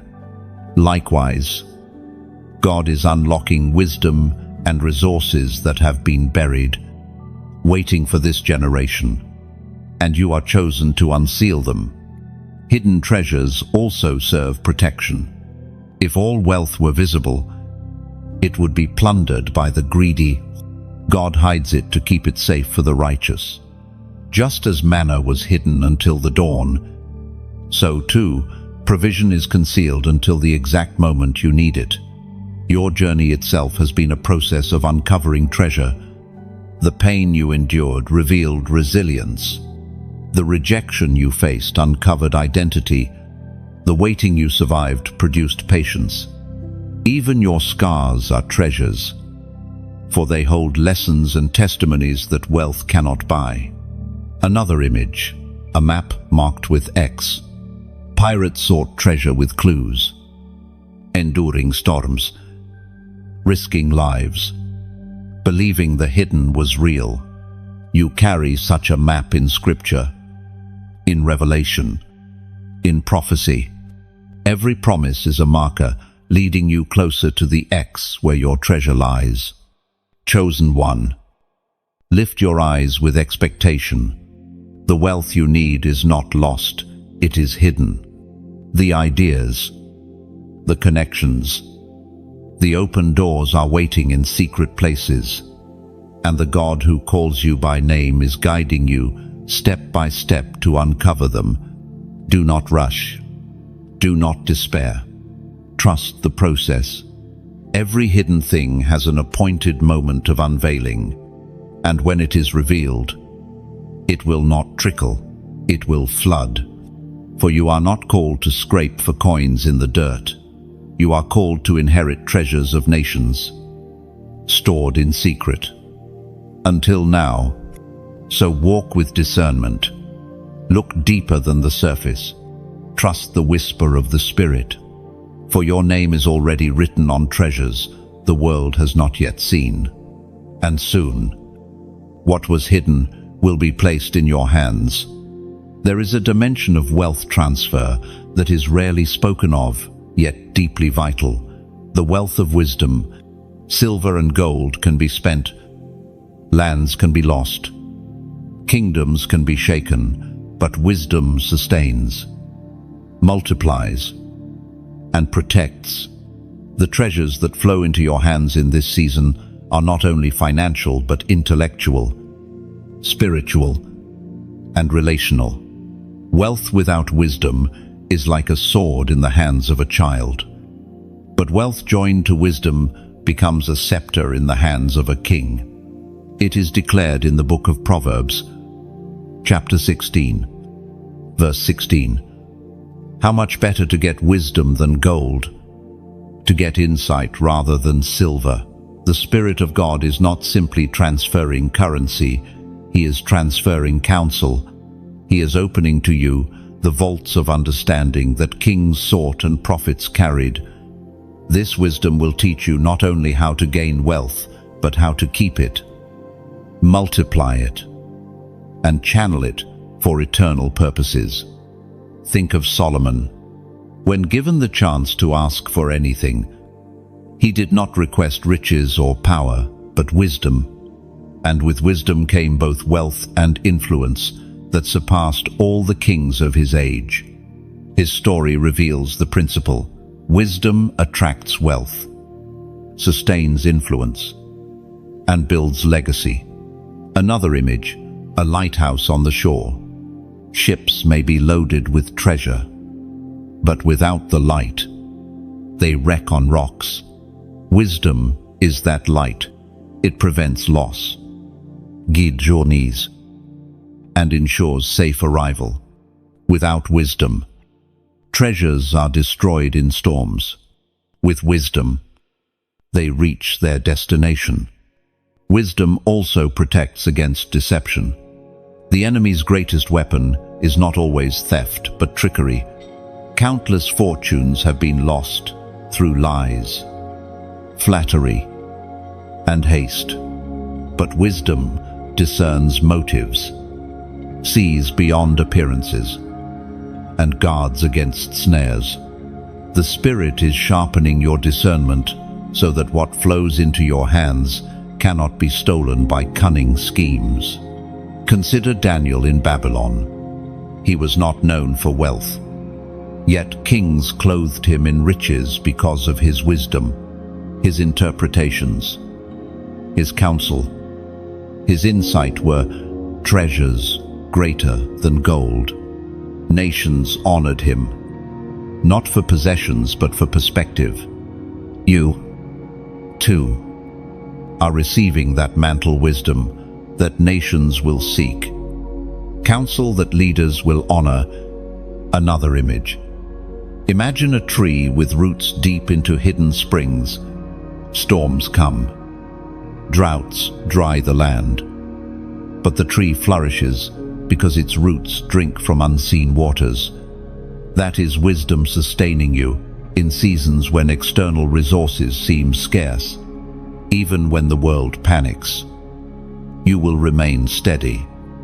Drawing from hidden springs of understanding, wisdom multiplies what wealth alone cannot. A fool may inherit riches, but without wisdom, they vanish quickly. The prodigal son received his share of wealth, but squandered it because wisdom was absent. Yet when wisdom returned through humility, he found restoration. Wealth without wisdom produces waste. Wisdom ensures restoration. Wisdom also creates peace. Riches might bring noise, demands, jealousy, battles, but wisdom builds order, structure, and stability. It teaches when to speak, when to be silent, when to advance, when to wait. Peace itself is a form of wealth, and wisdom is its guardian. Think of Joseph again. His wisdom turned Pharaoh's dream into strategy. Without that insight, Egypt's abundance would have rotted, and famine would have destroyed nations. But with wisdom, resources became rescue, and Joseph himself became a savior in his generation. That is what wisdom does. It transforms resources into redemption. Another image, a craftsman with tools. Gold may be the raw material, but without tools, it remains shapeless. Wisdom is the tool that shapes raw blessing into vessels of beauty and purpose. Without it, wealth is wasted. With it, wealth is transformed. Wisdom also brings timing. Many fail not because opportunities never come, but because they move too early or too late. Wisdom discerns the seasons, recognizing when to sow, when to reap, when to build, when to rest. This is why Scripture says, there is a time for everything. Wealth in the wrong time is burden. Wealth in the right time is blessing. Consider Esther. She did not rush into the king's presence unprepared. She listened, planned, waited for the right moment, and her wisdom preserved her people. One wrong step could have ended her life, but wisdom aligned her timing with heaven's plan. You too will carry that timing. Another image, a river flowing steadily. To the impatient, it seems slow, but over years it carves valleys, nourishes lands, and shapes nations. That is wisdom. It may not look dramatic at first, but its steady flow creates landscapes of blessing that endure. And know this, wisdom is not hidden from you, it is offered to you. Scripture promises that if any lacks wisdom, they should ask, and God will give generously without finding fault. This is part of the wealth transfer. You are not left to figure it out alone. Heaven itself is your counselor, chosen one. Wisdom is wealth in seed form. It may not glitter like gold, but it grows into riches, influence, and peace.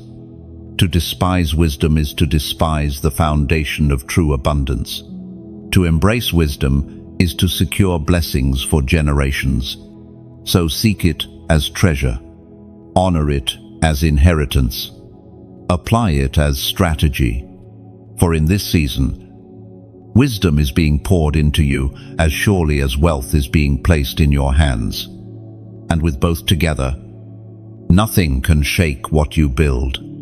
The principle of covenant wealth is not only about what comes into your hands, but about what it establishes in the earth. Wealth in the world's system rises and falls like tides driven by markets, shaken by politics, consumed by greed. But covenant wealth is anchored in eternity. It does not fade with inflation. It does not collapse with economies, and it does not vanish with time.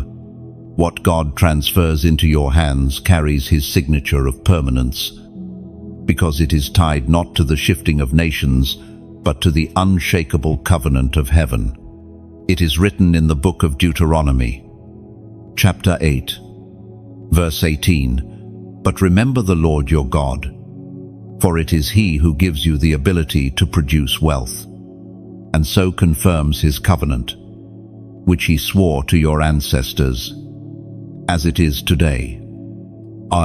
Wealth in covenant is not random, it is confirmation. Every resource that flows to you, every opportunity that opens, every provision that arrives is not just about supply.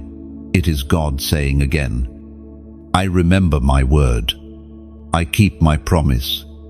You are not blessed by chance, you are blessed by covenant. Think of Abraham. God promised him descendants and land.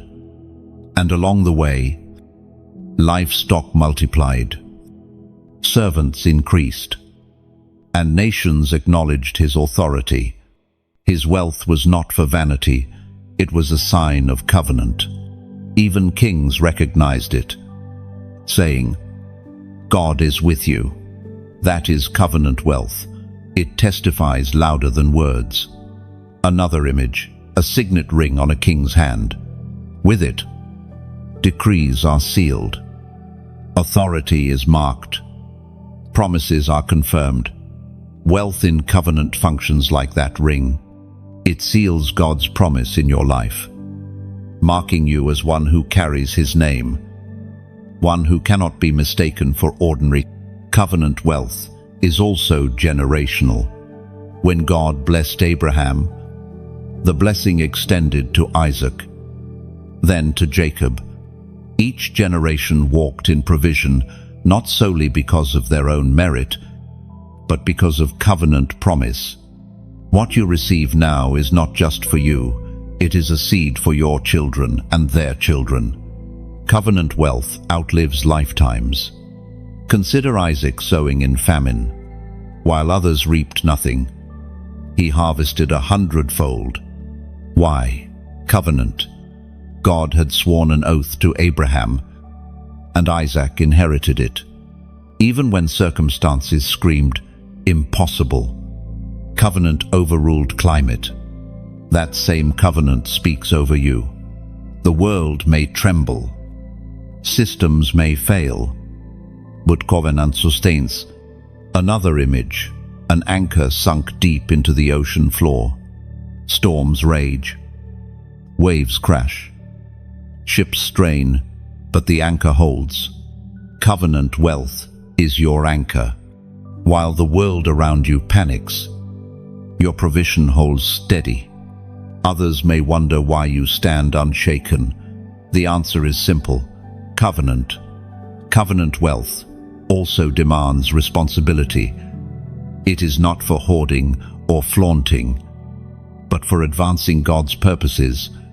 Abraham's wealth funded altars. David's wealth prepared the temple. Joseph's wealth sustained nations. In the same way, what is placed in your hands carries divine assignment. You are a steward of covenant resources, not merely a collector. And know this, covenant wealth is protected. When Abimelech tried to take Sarah, God intervened in a dream, saying, "You are as good as dead because of the woman you have taken." Why such fierce protection? Because Abraham's covenant could not be violated. In the same way, what belongs to you by covenant cannot be stolen without consequence. God himself defends it. Another image, a torch passed in a relay. The runner carries not just fire, but responsibility to pass it forward. Covenant wealth is like that torch. It lights your way, but it is also meant to ignite others. If you try to keep it only for yourself, the race stalls. But when you pass it, the flame spreads, and the race continues. Covenant wealth also brings peace. Worldly riches often create anxiety, fear of loss, fear of theft, fear of decline. But covenant wealth comes with assurance. You do not strive to keep it. You rest in the one who sustains it. Peace itself becomes part of your inheritance. Think also of Ruth. She stepped into covenant by faith, leaving her land to follow Naomi. In that covenant alignment, she was grafted into lineage, married Boaz, and became part of the story of David and Christ. Her provision flowed not from striving, but from covenant positioning. This is your story too. Your alignment with God secures covenant provision. Another image, a tree planted by rivers of water. Seasons change. Droughts strike. Winds blow. But the tree remains fruitful because its roots drink from covenant streams. So too your wealth, your influence, your resources will remain fruitful regardless of external conditions. Because your source is not earthly, it is covenant. Covenant wealth is also about testimony. When nations see your provision, they will say, "Surely their God is faithful." Your abundance becomes evidence that covenant is alive. It is not pride, but prophecy, your life declaring, God remembers, God fulfills, God sustains. On, chosen one. Understand this deeply. Covenant wealth is not just about having more, it is about being marked. It is about carrying proof that God's promises are unbreakable. It is about being an altar in the earth, testifying through your life that His word never fails. So, walk in it boldly. Do not shrink back as though you stumbled into blessing by accident. Lift your head and say, "This is covenant." For when you remember the Lord your God, when you acknowledge that He alone gives power to gain wealth, you are not merely prosperous, you are a living sign of promise fulfilled. And here is the mystery. Covenant wealth is not fragile, it carries eternity within it. What God gives is not like shifting shadows, it is steady, rooted in His very oath. Others may chase trends, but you are anchored in truth. Others may panic at storms, but you rest in covenant peace. Even when nations quake, you will find stability, because your foundation is not in markets but in the mouth of God. Remember this, every resource in your hand is a reminder. Every door that opens is a testimony. Every harvest is a sign. Covenant wealth does not just enrich you, it proclaims Him. And as you carry it, you become a walking covenant, visible proof that the God of promise still reigns. The great transfer is not an isolated event, it is the culmination of everything heaven has been shaping within you. From the nights of hidden waiting to the fires of refinement, from the whispers of wisdom to the uncovering of treasure. Every moment has been preparing you for this season. Wealth is not the true end, it is the tool. The end is glory. God's glory revealed through His chosen ones who carry abundance with humility, authority with grace, influence with integrity. It is written in the book of Haggai, chapter 2, verse 8, "The silver is mine, and the gold is mine, declares the Lord Almighty. This transfer is not about human effort, not about worldly systems, but about ownership. The silver and gold always belonged to him. The nations thought they held it, but they were only stewards until the appointed time. Now, in this season, he is placing it into the hands of those who will honor him with it. That is you. Think of Israel leaving Egypt. For generations, they labored in bondage. Yet, in a single night, the wealth of Egypt was handed over. Gold, silver, garments, resources they had never touched suddenly filled their hands. But it was not for vanity, it was for covenant. That wealth would later build the tabernacle, a dwelling place for God among his people. So it is with you. What flows into your life now is not for empty display, but for eternal construction. Another image. Imagine a torchbearer running in darkness. For a long time the flame is small, guarded, vulnerable. But then the runner enters the stadium, and the flame is used to ignite a great fire, visible to thousands. Your faith has been like that torch, small but steady in hidden seasons. Now the wealth, the resources, the opportunities flowing to you are the fuel that makes the flame blaze for all to see. The transfer is also vindication. For years, many dismissed you, underestimated you, even mocked your faith. They saw your struggle, but not your destiny.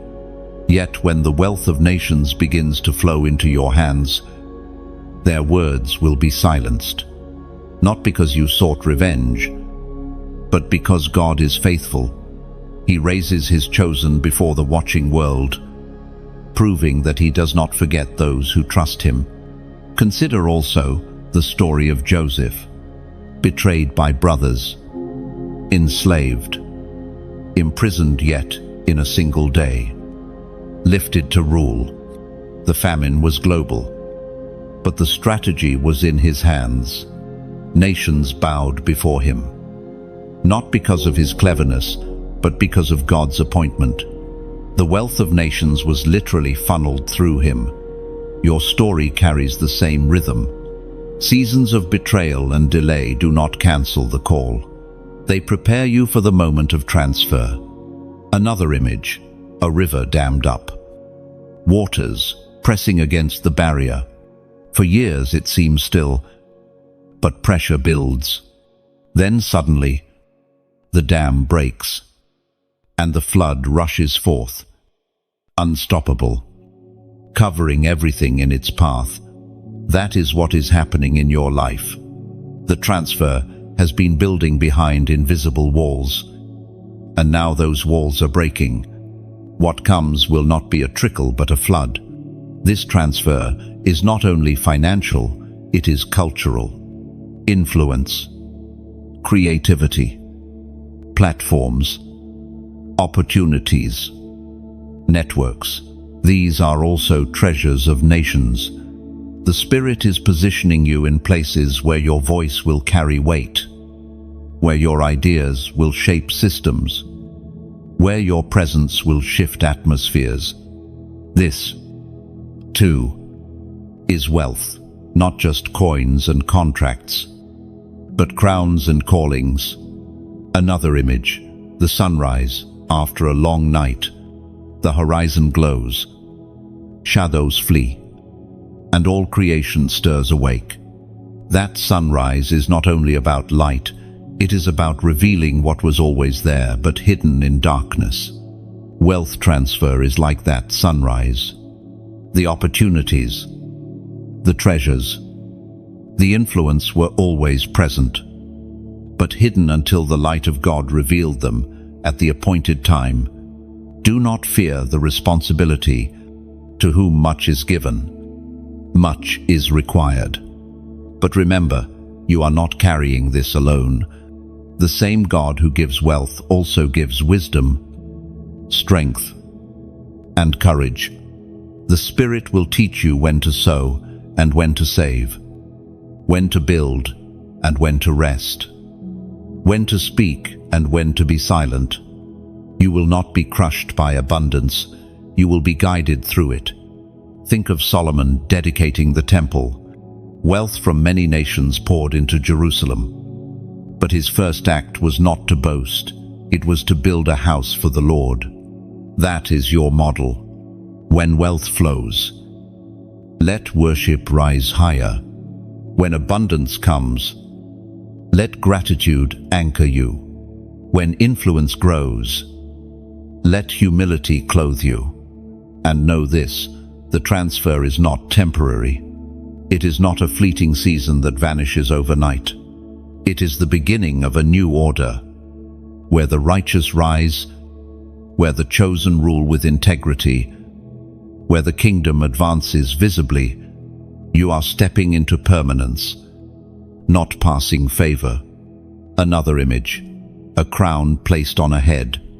The jewels gleam, the metal shines. But the true power is not in the object, it is in the authority it represents. Wealth is your crown, but the true authority lies in the one who placed it there. You wear it not for pride, but for purpose. Chosen one. The journey has been long, the preparation intense, the waiting heavy. But now the transfer begins in full. Lift your head, strengthen your hands, steady your heart. You are not empty. You are not forgotten. You are chosen for such a time as this. The wealth of nations is no longer out of reach. It is being placed directly into your hands. And let this be your assurance. Nothing can reverse what God has released. No power of darkness, no system of man, no whisper of doubt can stop what has already begun. You are standing in prophecy fulfilled, in covenant confirmed, in destiny unfolding. The wealth of nations is not coming, it has arrived. And it is resting in your hands for glory, for purpose, and for eternal impact. This is the moment where the journey closes as a message, but begins as a movement. You have been walking step by step through revelation, each section like a stone laid on a path. Now you stand on solid ground, looking ahead at the landscape of promise.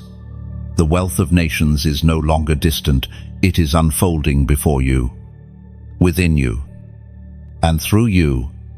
And yet, no movement is sustained in silence.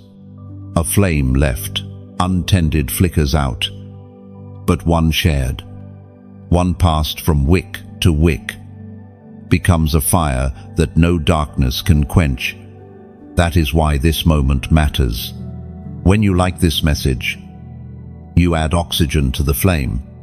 When you share it, you carry fire into another home, another heart.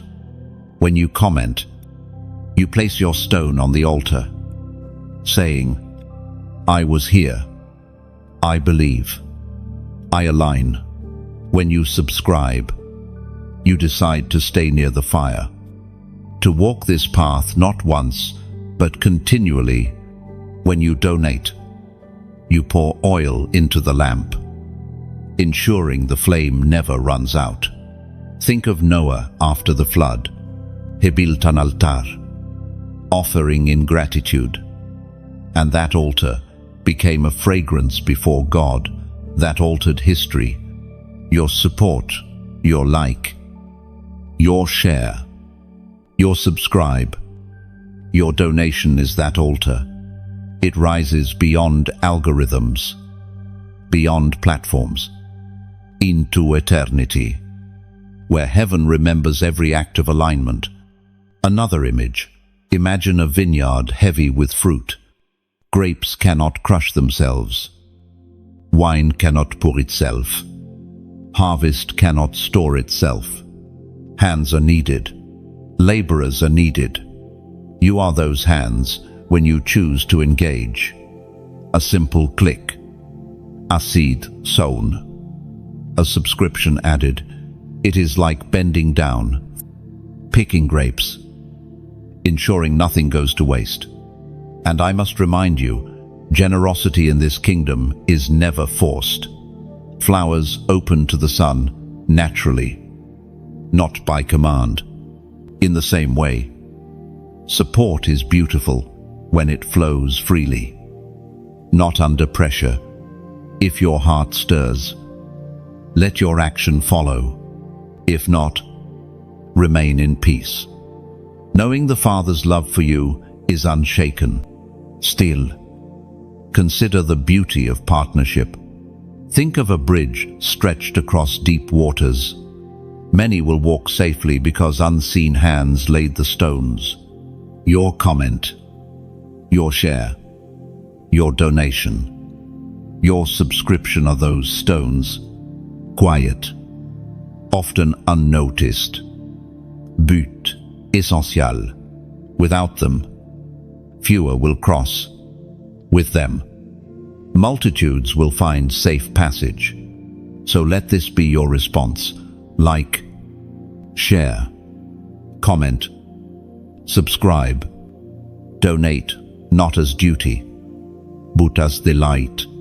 For each act declares, this message must live, this light must shine, this truth must travel farther than me. Oh, chosen one, you are no longer standing at the edge. You are carrying the torch. You are bearing the crown. You are entrusted with treasures, both seen and unseen. And as you step into this season of abundance, may your heart remain generous, your hand open, your spirit ready. For what you give, what you sow, what you share becomes not loss, but legacy. The script ends, but the story continues through you, through us, through every action that keeps the flame burning.